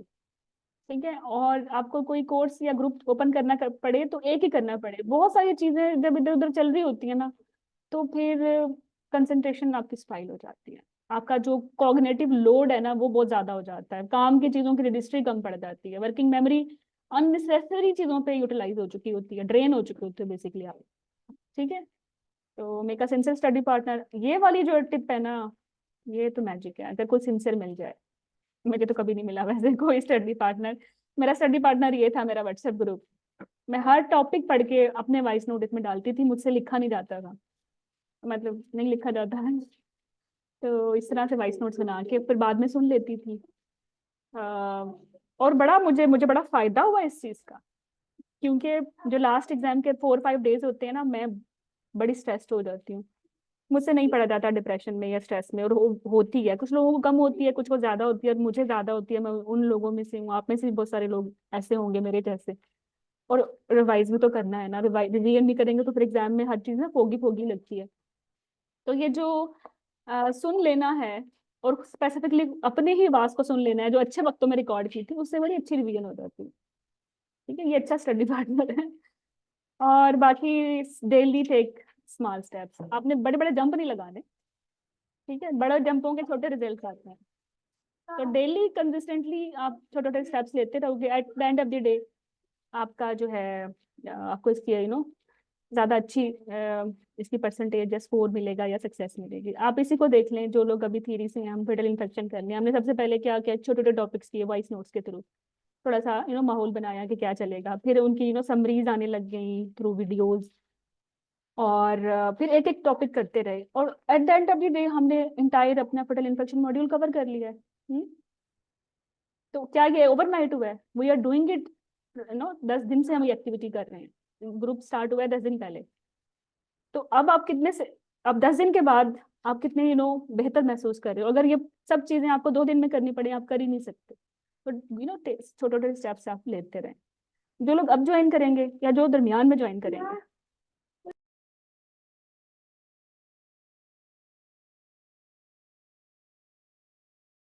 तो उनके लिए ये है कि हम मॉड्यूल वाइज चलते रहेंगे। अब वो फेटल इन्फेक्शन दोबारा नहीं करेंगे, जो जहां से स्टार्ट कर रहा है वो वहीं से करेगा। However when we will complete the module, दरमियान में 2-3 में ऑफ देती हूँ ताकि कंपनसेट आप कर लें। और फिर लाइक 3 मंथ्स में रिवीजन हो जाएगी। तो जो आखिर के 2 मंथ्स हैं, 3 मंथ्स में सिलेबस कंप्लीट हो जाएगा, तो जो आखिर के 2 मंथ्स हैं उसमें रिवीजन स्टार्ट हो जाएगी। और जिनका कोई पहला या दूसरा मॉड्यूल स्किप हुआ भी है, तो वो फिर उसको दोबारा पहले तरीके से कर लेंगे। सेकंड ग्रुप अगर कर रहा है रिवीजन, तो आप पहली दफा पढ़ लोगे। तो this is the way you will do. तो ये चीज आपको समझ आई है? मुझे चैट बॉक्स में लिखें सो फार एनी इशू। समझ आ रही है यहाँ तक चीजें?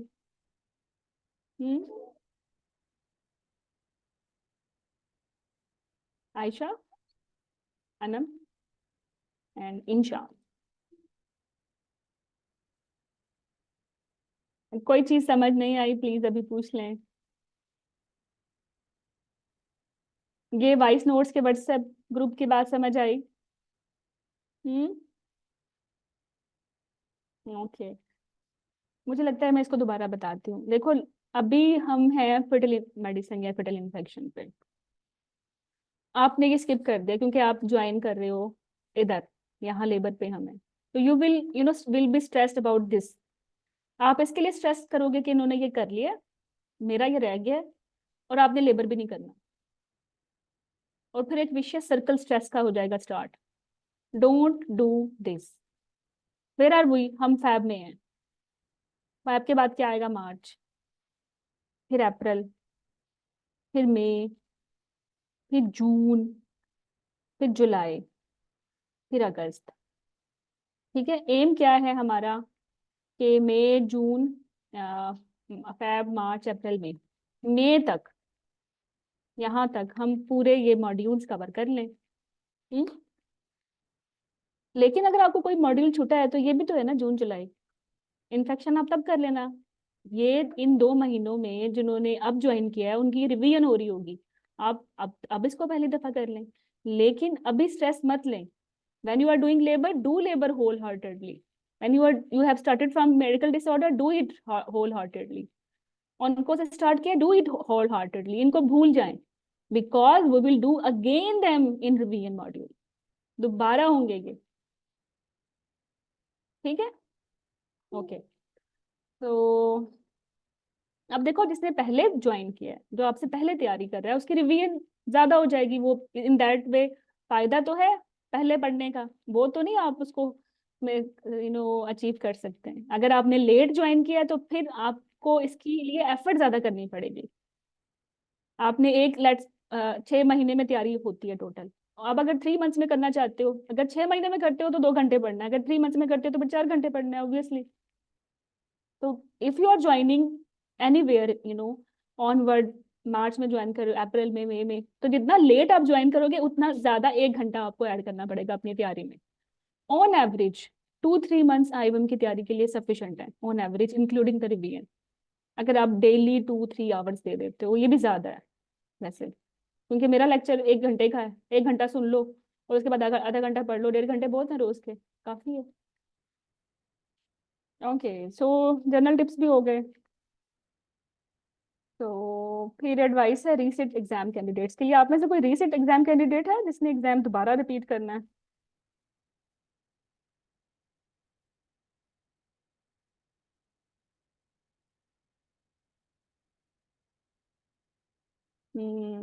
आतिका, आतिका अनम्यूट करें अपने आप को।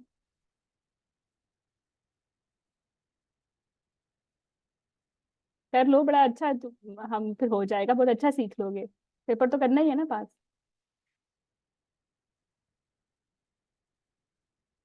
अनम भी है, जो भी कोई भी रिपीटर अगर आप म्यूट करके बताता है कि एग्जाम में क्या डिफिकल्टी हुई थी, तो मैं इसको हेल्प कर सकती हूँ कि क्यों हुई थी और how we can fix it.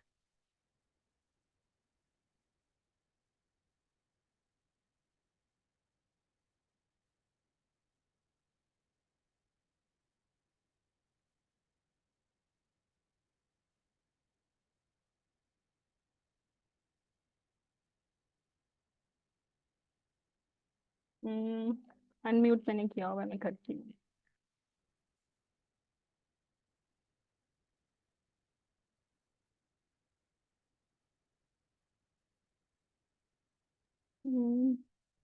Okay, allow participants to unmute. पहले तो ये देख लेते हैं हम कि आपसे पहले वाले लोगों ने क्या गुल खिलाए हैं। आई थिंक रिजल्ट 2 दिन पहले ही आया है, तो 2 दिन पहले आईमन का जो मेरे पास स्कोर आए हैं, आ, उनकी बात कर रही हूँ, क्योंकि बहुत सारे लोग ऐसे भी हैं जिन्होंने टॉक्स ग्रुप ज्वाइन कर लिया है बट दे डिडंट मेंशन कि उन्होंने एग्जाम पास किया नहीं किया। तो obviously if they are in talks group तो it's mean they have pass their exam. तो जो मेरे थ्योरी कोर्स से हैं वो 28 मेंबर्स एंड सो फार दे, जिन्होंने मुझे कहा है कि इनका एग्जाम पास हो गया। तो but Isba saying I did all Dr. Hira lectures, made my notes and revised them. That's it.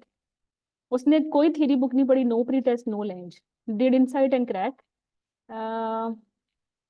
और उसके मोटिव उसने अपने मसले बताए हुए। बट एनीवे, जब ये पास कर सकती हैं through the way I am doing it, आप भी कर सकते हो, ठीक है। अच्छा, फिर इरम ने भी बोला है कि क्रैश कोर्स भी लिया था और 40 डेज में इसने तैयार कर लिया है, क्योंकि जो समरी कार्ड्स थे वो बड़े अमेजिंग थे, हेल्पफुल थे। Okay, thank you. Doctor Maria Memon, Kamal Memon sorry, doctor Nazish, और मैं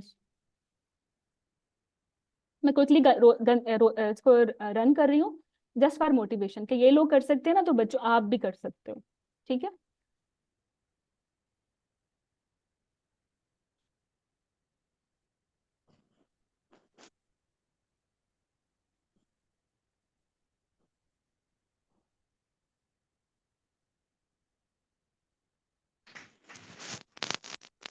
ओके, तो इसका मतलब है लोग कर सकते हैं, मतलब इस तरीके से पास हुआ जा रहा है, हो रहे हैं लोग।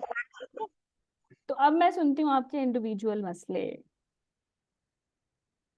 हम्म तो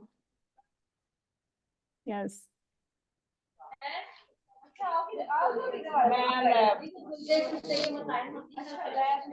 नहीं नहीं, ऐसे एकदम से सब अनम्यूट ना करें, वन बाय वन। अनम या कोई भी बताना चाहे कि एग्जाम में उनका स्कोर क्या था, उनको डिफिकल्टी कैसे हुई थी, अब वो अपना स्कोर इम्प्रूव करना है तो उनको कैसे स्टार्ट करना चाहिए।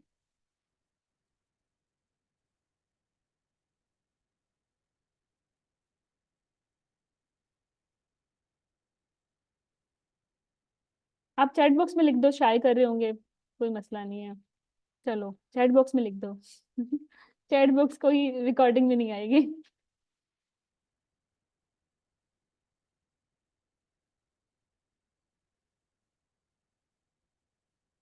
मैंने जो मैंने बातचीत की है, जो लोग डिस्कस कर रहे थे वेरियस सोशल मीडिया प्लेटफॉर्म्स, उनमें से सम स्टूडेंट्स वर सेइंग कि हमारे 73 स्कोर है, 75 है, 74 है, सॉरी 75 तो पास होते हैं, ठीक है। सम सेइंग 68, मिनिमम स्कोर 68 है, और मैक्सिमम स्कोर 73 है, लेकिन अब 68 वाला भी फेल है और 73 वाला भी फेल है। सम सेइंग्स फर्स्ट अटेम्प्ट, सम सेइंग्स कुछ ऐसे भी हैं जिनकी लेट्स फोर्थ अटेम्प्ट है ये, चलो अज्यूम कर लें फोर्थ अटेम्प्ट है। तो और सेम स्कोर है, मैडम पहले भी 70 था, अब भी 70 है, पहले भी 68 था, अब भी 68 है, सेम स्कोर रिपीट हो रहा है। एंड तो क्या वजह हो सकती है इसकी? And join various courses both courses name it, सब कोर्सेज में फिर भी फेल हो रहे हैं। क्या कोर्स में कोई मैजिक है आप पास कराएगा कोर्स आपको? नहीं, कोर्स में कोई मैजिक नहीं है, मैजिक आप में ही है। जैसे इन लोगों ने कोर्स लिया पास हो गए, और बहुत सारे ऐसे भी होंगे जिनको जो नहीं पास हुए, तो मैजिक तो नो हुआ ना, कोर्स का मैजिक होता है तो फिर तो सारे सारे 100,000 लोग पास होते हैं। मतलब इस कोर्स में इतना कुछ तो है कि इससे पास हुआ जा सकता है, इस इतना बेसिक इसको ले लेते हैं, लेकिन जो आपका मैजिक है वो कैसे आएगा? देखिए एक चीज होती है लर्न फ्रॉम मिस्टेक्स, ये आपकी जंग है, ये जितनी भी आपने है लड़नी भी आपने है, इसको फिगर आउट भी आपने ही करना है। कोई भी coach facilitator mentor teacher just can show you the path कि ये सीधा रास्ता है, ठीक है, इस पे आपने चलना है, कैसे चलना है, इसमें मसले आएंगे, ये मसले आएंगे तो ऐसे कर लेना, ये कर लेना, वो टिप्स मिलती रहेंगी, लेकिन चलना तो आपने है। अगर आप चलोगे ही नहीं तो फिर नहीं काम चलता बच्चों। अगर if you are repeating the same score 68 first attempt, 69 second attempt, 67 third attempt, and you joined all courses, कोई कोर्स स्किप नहीं किया, हर अटेम्प्ट में आपने multiple mentors multiple courses join किए हैं, तो मेंटोर का मसला नहीं है, कोर्सेज का मसला नहीं है। ये कैंडिडेट का ये स्कोर आ रहा है ना, उसका मतलब है जब उसका 68 आया था तो उसको पता ही नहीं था कि मेरी गलती क्या थी, उसने वही गलती रिपीट की 69 में, repeating the same score, repeating the same mistake, वही गलती की उसने थर्ड में। अगर ये कैंडिडेट खुद को इम्प्रूव नहीं करता या अपनी मिस्टेक्स को आइडेंटिफाई करके फिक्स नहीं करता, बिलीव मी, चाहे थर्ड अटेम्प्ट है, चाहे ये 30th अटेम्प्ट है, unfortunately you will keep repeating the score. तो अगर आप एग्जाम रिपीट कर रहे हो, take my humble sincere advice, please बैठे आपस में, ठीक है, दरवाजा अंदर से बंद करो, कुंडी लगाओ, पेपर उठाओ अपना, जिस पेपर को तुमने एक्चुअली फेल किया है ना, यही पेपर जो जो अभी फैब 2024 का है, इसी पेपर को ट्राई करो रिप्रोड्यूस करने की, जैसे आप रिप्रोड्यूस करते हो ना कि मैडम एक था न्यूरल डिफेक्ट वाला, वो हो गया, मैडम एक था फोर्सेप का, हो गया, चलो हो गया, ये रिकॉल्स नहीं है, आपने स्टेम रिकॉल करनी है प्रॉपर स्टेटमेंट और बस के साथ, और 1 2 3 4 5 ऑप्शन रिकॉल करनी है, फिर देखना है कि मैंने ये चूज किया था, और ऑब्वियसली अगर ये गलत है तो बाकी चौथी तीसरी दूसरी और पहली क्या थी की, और मुझे क्या करनी चाहिए थी, मैं कहाँ वीक हूँ। लेट्स सपोज ये एक प्रायोरिटी क्वेश्चन है जिसमें फीटल डिस्ट्रेस है, जिसमें सीटीजी खराब है, एबनॉर्मल सीटीजी है, एंड दे आर, और सीटीजी के फाइंडिंग्स दी हुई है जिसपे सीटीजी बनती है सस्पिशियस, ठीक है। तो इधर इधर भी 4 है, इधर भी सिजेरियन सेक्शन है, और इधर भी यहाँ इमरजेंसी सिजेरियन सेक्शन है, ये आप क्या चूज करोगे? जिसने सिजेरियन सेक्शन किया है वो भी ठीक है, जिसने इमरजेंसी सिजेरियन किया होता था ठीक है, क्योंकि लेबर में सीटीजी सस्पिशियस है। लेकिन अगर किसी ने ये बोला है कि I will observe it after left lateral, how what about this? Because now आपको पता है ना सीटीजी भी 2022 दिसंबर में चेंज हो गई है, फिटर ब्लड सैम्पलिंग रिमूव हो गया है, और सस्पिशियस सीटीजी पे यूजली हम फिटर ब्लड सैम्पलिंग करा रहे होते थे, या पैथोलॉजिकल पे जहाँ भी सीटीजी खराब आती थी डायरेक्टली सीटीजी पे हम सेक्शन नहीं करते थे, हम फिटर ब्लड सैम्पलिंग करते थे अगर वो हो सकती थी। अब फिटर ब्लड सैम्पलिंग रिमूव हो गई है, अब 2 ऑप्शंस हैं, या तो कंजर्वेटिव केयर करो उससे सीटीजी ठीक हो जाती है तो कंटिन्यू करो केयर, अगर नहीं होती तो फिर आप उसको एक्सपेडाइट करो, डिपेंडिंग ऑन द बिशप के किधर खड़े हो, लाइक फुल्ली है इंस्ट्रूमेंटल डिलीवरी है तो फिर इंस्ट्रूमेंटल डिलीवरी करो, वरना इमरजेंसी सेक्शन करो। तो ये ज्यादा बेहतर की नहीं है, लैफेटल करके दोबारा इसको असेस कर लो सीटीजी को। अच्छा, अगर मैं ये कहूँ कि इसमें भी सीजरियन सेक्शन है, सीजरियन सेक्शन की कैटेगरी यहाँ 1 है और यहाँ से कैटेगरी इसकी 2 है, अब क्या करेंगे? सस्पिशियस सीटीजी में you must no category 2 section होता है, पैथोलॉजिकल, ठीक है, या अक्यूट सीटीजी फाइंडिंग जिसमें प्रोलॉन्ग ब्रेडिकार्डिया होता है उसमें सीटीजी कैटेगरी 1 होता है।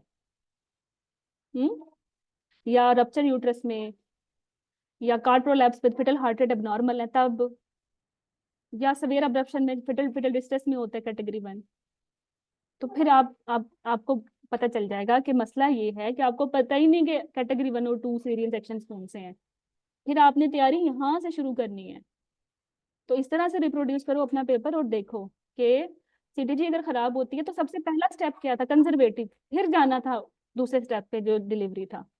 फिर ये चीजें, छोटी छोटी चीजें जो आपकी मिस्टेक्स हैं, आप इनको फिक्स करोगे तो फिर नेक्स्ट टाइम आप अपना स्कोर इंप्रूव करोगे। अगर आपने दोबारा से स्ट्रेटेजी वैसे ही पढ़नी है जैसे पहले पढ़ी थी, without looking for the differences, तो फिर स्कोर 68 ही आएगा, even it will be your 14th attempt. तो सबसे पहले ओपन और आप पेपर देके आए हो, किसको सबसे अच्छा होता होगा ये तो आपको, आप ही को आता है ना, मुझे तो नहीं पता। 5-6 लोग मिलके बैठो, पेपर रिप्रोड्यूस करो, ठीक है। अगर उसमें कोई की का मसला टैग नहीं, and I will help you. लेकिन ये मैं आपको बता चुकी हूँ, जंग ये आपकी है, लड़नी भी आपने है, जितनी भी आपने है। व्हाट आई कैन डू या your teacher can do, he will guide you कि this is the right way and you can go in that way. समझ आ रही है मेरी बात? है बहुत अच्छा पेपर हुआ था, 68 स्कोर। देखो 68 का मतलब ये है कि पेपर अच्छा ही हुआ था, 68 स्टेप्स लिए हैं। You have to take 7 more steps, इसमें कोई डाउट नहीं है, पेपर अच्छा हुआ था। 68 पे MR सुजीवन पास हो जाता है, इनका परसेंटेज हाई है, 75 है। आपने 75 रीच करना है, आपने 68 स्टेप्स लिए हैं, जस्ट एड 7 मोर। अच्छा 80, कुछ 80 आप पेपर 2 में ले रहे हो, गुड ओवरऑल। लेकिन आप उनके क्राइटेरिया पे मीट नहीं करते ना।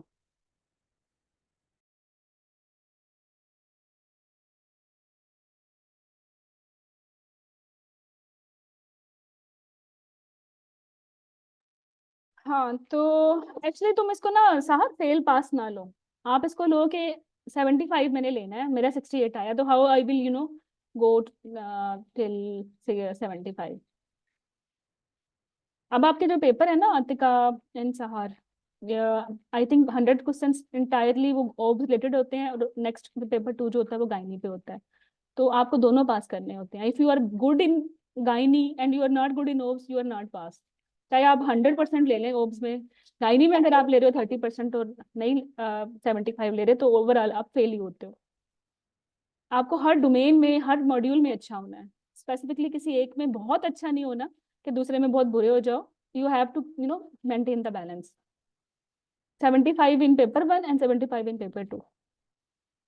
अगर आप इस तरीके से तैयारी करते हो जो मैंने आपको टिप्स दी हैं, तो यही एक लॉजिकल और स्मार्ट तरीका है या ट्रू हेल्प है। सेम मिस्टेक्स ना रिपीट कीजिएगा। Don't sit in August if you don't know what was your mistake. जो लोग ये सोच रहे हैं कि मेरा स्कोर अच्छा था, मेरी तैयारी बहुत अच्छी थी, पेपर बहुत अच्छा हो गया, मैं फेल हो गई, तो ये इस माइंडसेट के साथ आपने इंप्रूवमेंट नहीं करनी, because you already have make that believe कि you are very good, there is no room for improvement, still you have to improve it. हर दिन कुछ ना कुछ नया सीख रहे होते हैं। Even after doing FCPS last from 6 years I am learning, तो learning never ends. Don't say कि I have learned, the moment you will say कि यू नो एवरीथिंग, वो आपके डाउनफॉल का पहला दिन है। तो 80% लिए हैं आपने पेपर 1 में, या 68 या 75। पेपर 2 में चूंकि 75 नहीं है, तो ओवरऑल ये एक अनफॉर्चुनेट सीन हो गया। तो सबसे पहले तो अपने आप को अप्रिशिएट करें for 70 for 80।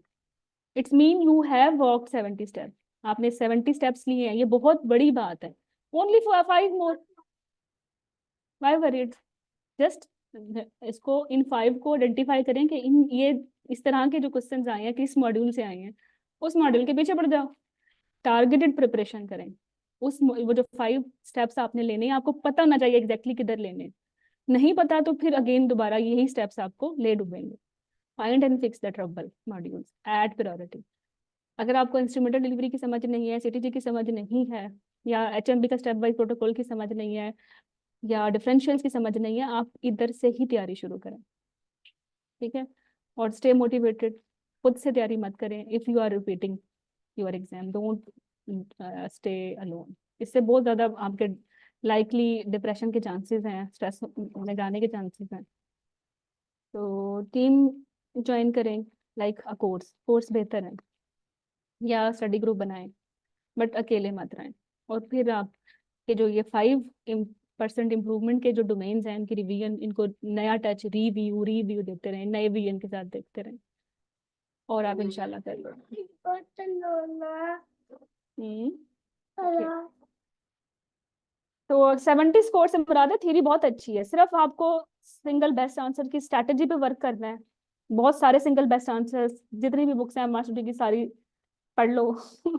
Don't limit it till लेंज और प्रीटेस्ट तक ना को बके, जितनी आप कर सकते हो करो, ताकि आपकी क्वेश्चन को पिक करने की पावर बढ़े।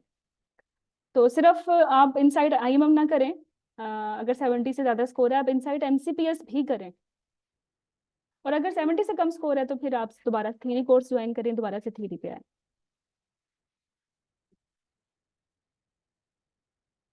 So this is about today's session, and let me know if I have missed anything. Yes, still if your any question is not answered.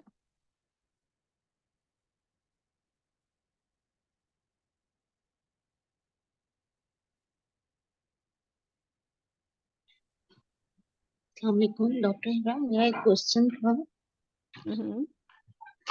कि मैंने जो अपने सुपरवाइजर्स वगैरह से डिस्कस किया था, तो वो कहते कि पेपर में वो जो गाइडलाइन से ज्यादा जो है ड्यूहर्स्ट जो टेक्स्ट बुक है उसको फॉलो करते हैं पेपर बनाने में। तो अगर जैसे हम गाइडलाइंस का आप बोल रही हैं कि जस्ट गाइडलाइंस ही नहीं, हम फॉलो करें तो आज का ये जो अभी आपने फीडबैक्स देखे हैं, अभी आपने पढ़े हैं ना, जी they have not did Dewhurst. अच्छा, एक और फीडबैक, आप स्टे करें मेरे साथ। हम्म,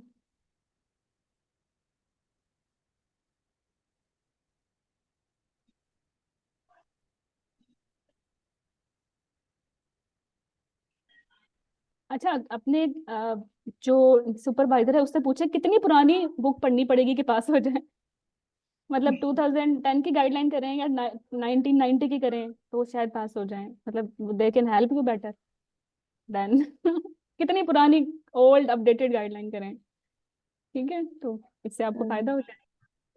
तो ये एफसीपीएस के रिजल्ट्स हैं, और ये बहुत अच्छे एक्सलेंट हैं, बिकॉज इनकी आईएमए में भी मैंने गाइडलाइंस कराई थी, अभी भी गाइडलाइंस कराई है, they can never pass their exam अगर ये नहीं करते गाइडलाइंस। मैं बता चुकी हूँ कि 80% तो टॉपिक ही चेंज है। डी हस्ट आपकी आपकी सुपरवाइजर ने डी हस्ट की थी, अब उनको लगता है ये डी हस्ट वही डी हस्ट है। She don't know she this book has not been updated since ages now, has been like 7-8 साल हो गए हैं, एक बुक अपडेट ही नहीं हो रही। हाउ यू कैन रिलाई, और कैसे सरवाइव कर सकते हो इतने कम्पिटेंट चैलेंजिंग डोमेन में जहाँ आपसे ज्यादा अपडेटेड लोग हैं। आप पेपर पता है फिर डॉक्टर वो हमें यही रिकमेंड कर रहे होते हैं कि आप लोग ड्यूहर्स्ट पढ़ें। उन्होंने पढ़ी थी ना, मैंने भी पढ़ी थी, जब मैंने पेपर पास किया मैंने ड्यू हर्स्ट पढ़ी थी ईबीएम। अब कि मैं वो आपको कहते हैं कि हम पेपर बनाते हैं सीपीएसपी में तो हम ड्यूहर्स्ट को फॉलो करते हुए बनाते हैं, इसलिए अच्छा, थोड़ा कंफ्यूजन हो रहा था मुझे कि नहीं ये ऐसा कह ही स्ट्रेटेजी नहीं, हम अगर कोई कोई एग्जामिनर है वो ऐसा कह ही नहीं सकता। एग्जामिनर, ये चेयरमैन, ये सारे इनकी अपनी कमेटी है, दे हैव, जब भी एक क्वेश्चन बनता है 5 जो होते हैं साथ में अदर कंसल्टेंट्स काउंटर चेक करते हैं कि इसकी की क्या होनी चाहिए, और they have to give the reference, और reference they have to give the evidence base. और इतने बड़े बड़े प्रोफेसर हैं, अब तो वो एमआरसीओजी एफआरसीओजी हो चुके हैं। How they will say their trainees के वो 2024 में रहते हुए 1990s की गाइडलाइंस करें, कैसे करोगे फिर, कैसे सर्वाइवल है। ये डॉक्टर साहिब सादी है, इन्होंने कवर किया, इन्होंने तो एफसीपीएस की है, आप आईएमएम की बात कर रहे हो। You made our concepts very clear, and we could easily catch every MCQ in exam, and literally I used to search for answer in options, pass fail is luck, but I did my level best with great satisfaction. ये फिर ऐसे कैसे आते हैं आपके? सुन ली अभी पास हो गए हैं, कैसे आते हैं ये फातिमा पास हुई हैं, हुमा पास हुई हैं, लोग फेल भी हुए हैं, मैं ये नहीं कह रही। मतलब मैजिक कोर्स में होता ही नहीं है। आप नहीं पढ़ोगे तो आप कोई भी कुछ भी कर लो। मैं अगर आपने प्लीज ड्यू हर्स्ट और आईबीएम पढ़नी है ना, don't join my course. I hate these books. मैं तो लेन पीटर्स भी नहीं कराती हूँ अब, क्योंकि इनकी सारी कीज अमेरिकन गाइडलाइंस पे हैं और हमारा सिलेबस ब्रिटिश गाइडलाइंस पे है। अब कितना कोई डाटा करे, नई बुक ना लिख ले बंदा। हम्म समैया विक्रम पास हुई है, अल्लाह के बाद जिसे सबसे ज्यादा क्रेडिट जाता है वो आप हैं। I am your student since I am, and no doubt you put your maximum effort in teaching us. मुझे कुछ पता नहीं था कि क्या पढ़ना है और पढ़ना से को कहाँ से पढ़ना है। Has blindly followed you and you literally spoon feed everything. अल्लाह आपको जैसा दे। और ऊपर इसके ऊपर भी अच्छा ही फीडबैक होगा, मैंने भी पढ़ा नहीं। हाँ तो एक्चुअली उनको पता, अब आप खुद ही पढ़ना है। ठीक है चलो यार, हो जाओगे पास। The way we are doing it, this is the actually अब बेस्ट वे ना। मैं मतलब एक मेरा कोर्स है, मैं इसकी तारीफें कर रही हूँ, मुझे अच्छा नहीं लग रहा, लेकिन मैं इसलिए तारीफ कर रही हूँ कि हम कोई कचरा नहीं कर रहे। ठीक है। और जो एक साइंटिफिक माइंड से एक चीज होती है, एक आपका ट्रू हार्ट क्या कहता है, how you should deal the questions, पुरानी गाइडलाइंस पे या नई चीजों पे। According to latest guidelines. फिर कैसे आप खुद को सेटिस्फाई कर सकते हो? पास और फेल करना अल्लाह की जात ने करना है। तो अपार्ट फ्रॉम दिस जो बंदे की एफर्ट है वो तो ये है ना कि जो बेहतर है वो करे। Exactly. आप अपने लिए कपड़ा खरीदने जाते हो, मार्केट में 10 दुकानें देखते हो, फिर सबसे अच्छा लेटेस्ट डिजाइन लेते हो। आप अपने करियर पे दाव लगा के बैठे हो, ट्रस्ट कर रहे हो ओल्ड चीजों पे। और आपके सामने ये टेस्टिमोनियल्स हैं, और ये ना ऐसे नहीं है जैसे आप बाकी जगह देखते हैं, स्क्रीनशॉट लिया हुआ है, चीजें हाइड की हुई हैं, ब्लर की हुई हैं, या उनके अपने अंदाज में लिखी हुई हैं बातें। मैं ऐसा नहीं करती, मुझे लगता है कि वो शायद जेन्युइन नहीं लगते। तो ये बिल्कुल मतलब ये जो स्ट्रीम चल रही है ये लाइव चल रही है, कोई इसमें किसी तरह की लाइक साइंस नहीं है। तो जब ये लोग पास हो रहे हैं, ये कह रहे हैं ना आपसे कि पास अल्हम्दुलिल्लाह, it's all due to your delicious lecture. Delicious lecture मैंने तभी पढ़ा। एनीवे सारा भी पास हो गया, अच्छा। तो खैर हो जाओगे यार। उल्टी सीधी टॉपिक्स जो है ना, उल्टी सीधे कुछ नहीं पढ़ने। Green top, nice dog sips, that's it, और दो एसओजीपी की गाइडलाइंस।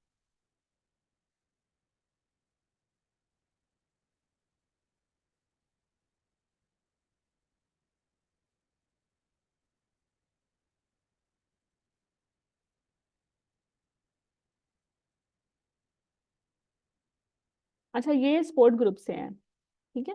तो इन्होंने बोला है, ये रह गई, इन्होंने बोला I noticed in this attempt specifically in morning paper only those candidates passed who were religiously following your group, doing each and every MCQ with you on daily basis, specifically from November since you make MCQs groups. Maheen Huma फलानी अपनी बातें कर रही है, आपस में discuss कर रही हैं कि कैसे इम्प्रूव करना है that। तो बस आपके लिए भी ये एडवाइस है कि डेली एक्टिविटीज करें, छोटे छोटे स्टेप्स लें, सही सही चीज करें। देखो पास या फेल होना अलग बात है, आपके दिल में सेटिस्फेक्शन है कि आपने सही तरीके से अपना सिलेबस कवर किया है, ठीक है। और वो जितनी आपने एफर्ट की है आपको उसका जरूर मिलता है। ऐसे तो अलमाइटी का वादा है, जिसने जो एफर्ट किया है वही उसके लिए है। आपको लगता है 74 स्कोर आया, ऐसा ही आ गया, आपने इसके लिए एफर्ट की है ना। सिर्फ एक एमसीक्यू से आप रहे हो। मैं मान सकती हूँ 80% आप में से किसी ने लिखा है मेरा स्कोर एक पेपर में है, तो आप बड़े अच्छे कैंडिडेट हो। आप तो बड़े फास्ट लर्नर हो। तो आपके ये 2-4 एमसीक्यूज का जो सेकंड पेपर में गैप है, अगर आप दोबारा पेपर रिव्यू कर लोगे नेक्स्ट नेक्स्ट टाइम आप कर लोगे। अगर आप नेक्स्ट टाइम, अगर आपने 80% स्कोर लिया, इसका मतलब है कि गाइडलाइंस को फॉलो करके 80% आया है ना। आया है ना। तो पेपर 2 में भी आ जाएगा। हम्म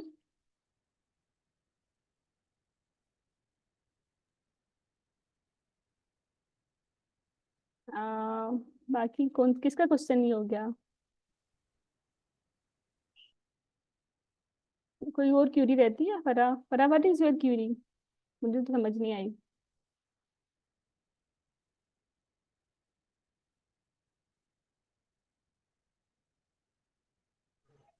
वालेकुम डॉक्टर हिरा। वालेकुम सलाम। मैं ये पूछ रही थी कि ऑनलाइन वाले पेपर रीचेक होते हैं, क्योंकि ना मेरे दोनों पेपर बहुत ही अच्छे हुए थे। जो आप बताती जा रही है ना क्वेश्चन, वो स्कोर सब स्कोर क्या है आपका? पेपर फर्स्ट में 68 और पेपर 2 में 77। अच्छा, पेपर एक पेपर पास है आपका ना, दूसरे में 68 है। इट्स मीन आपके रफली 4-5 MCQs रहे हैं। आई एम डेड श्योर ये क्लिनिकल क्वेश्चन हाँ, है, सिर्फ क्लिनिकल क्वेश्चंस हैं जिसमें एडिनो की बजाय आप फाइब्राइड लिखा है।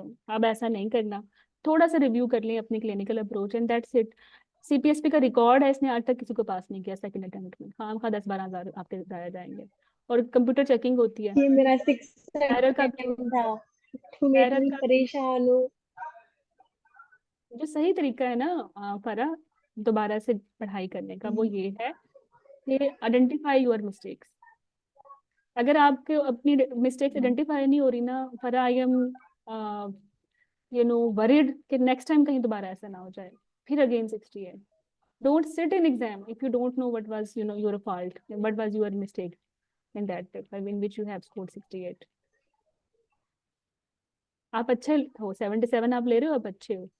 आपके कुछ आइडियाज हैं, कुछ आपके एंट्री लेवल पे कुछ पॉइंट्स हैं जो कि ठीक नहीं हुए, वो आपने आइडेंटिफाई करने हैं, उनको ठीक करना है। मामा, इधर तो,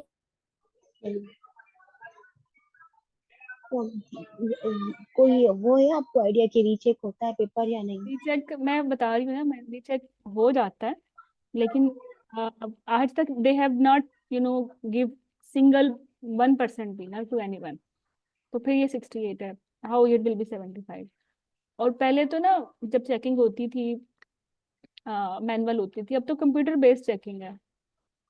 0.00% भी चांसेस नहीं है कि इसमें कोई मार्किंग एरर हो। और जो CPSP का स्टाइल है वो की चेंज नहीं करता, वो मार्किंग दोबारा करता है। आप समझ रहे हैं? हाँ, तो ये बिल्कुल एक ना रॉन्ग डायरेक्शन है। आई नो इट हर्ट्स 77 लेके भी आपको लगे कि आप फेल हो, तो आई कैन इमेजिन कि वो बड़ा सैड है। लेकिन अल्लाह के हर काम में ही मसलियत होती है। मे बी आपके लिए आने वाले रास्ते बड़े अच्छे हो जाएं, दोबारा से रिव्यू करेंगी चीजें तो मे बी आपका FCPS और स्ट्रांग हो जाए।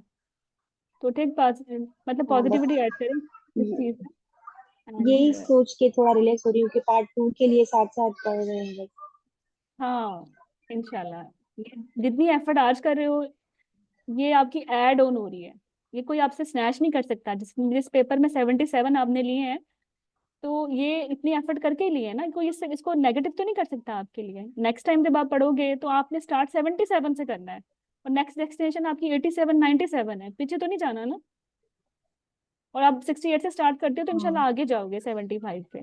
आपको सिर्फ सिर्फ 7 स्टेप्स आगे जाना है। आप अपने होर प्रेपरेशन को चैलेंज कर रहे हो कि ये ठीक नहीं है। अगर इसको सारा चेंज कर लोगे ना तो फिर तो 0 से स्टार्ट करोगे। हम्म। सही।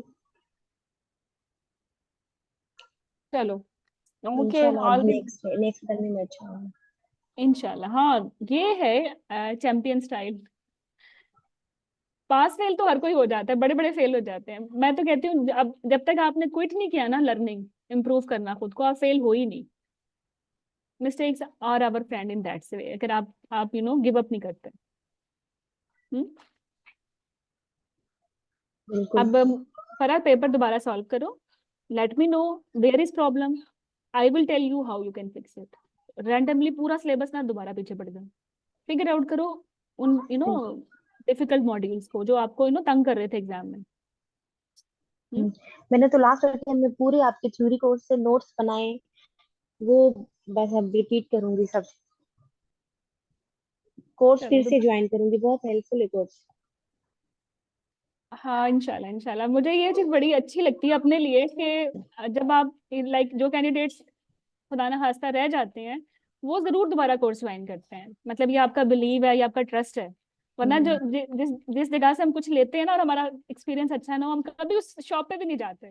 but I don't know why my repeat candidates are joining me again because they know कि ये बेहतर तरीका है कि recent updated guidelines से पढ़ना और कैसे keys बनाना है, because they know in their heart. Benefit होता है बहुत। Thank you, पर मैं वैसे compliment के तौर पे लूंगी if you will rejoin us. Okay, thank you. इंशाल्लाह I will join। इंशाल्लाह। अल्लाह हाफिज बच्चों, और good luck फरा। इंशाल्लाह you will do it in next time. Thank you. इंशाल्लाह।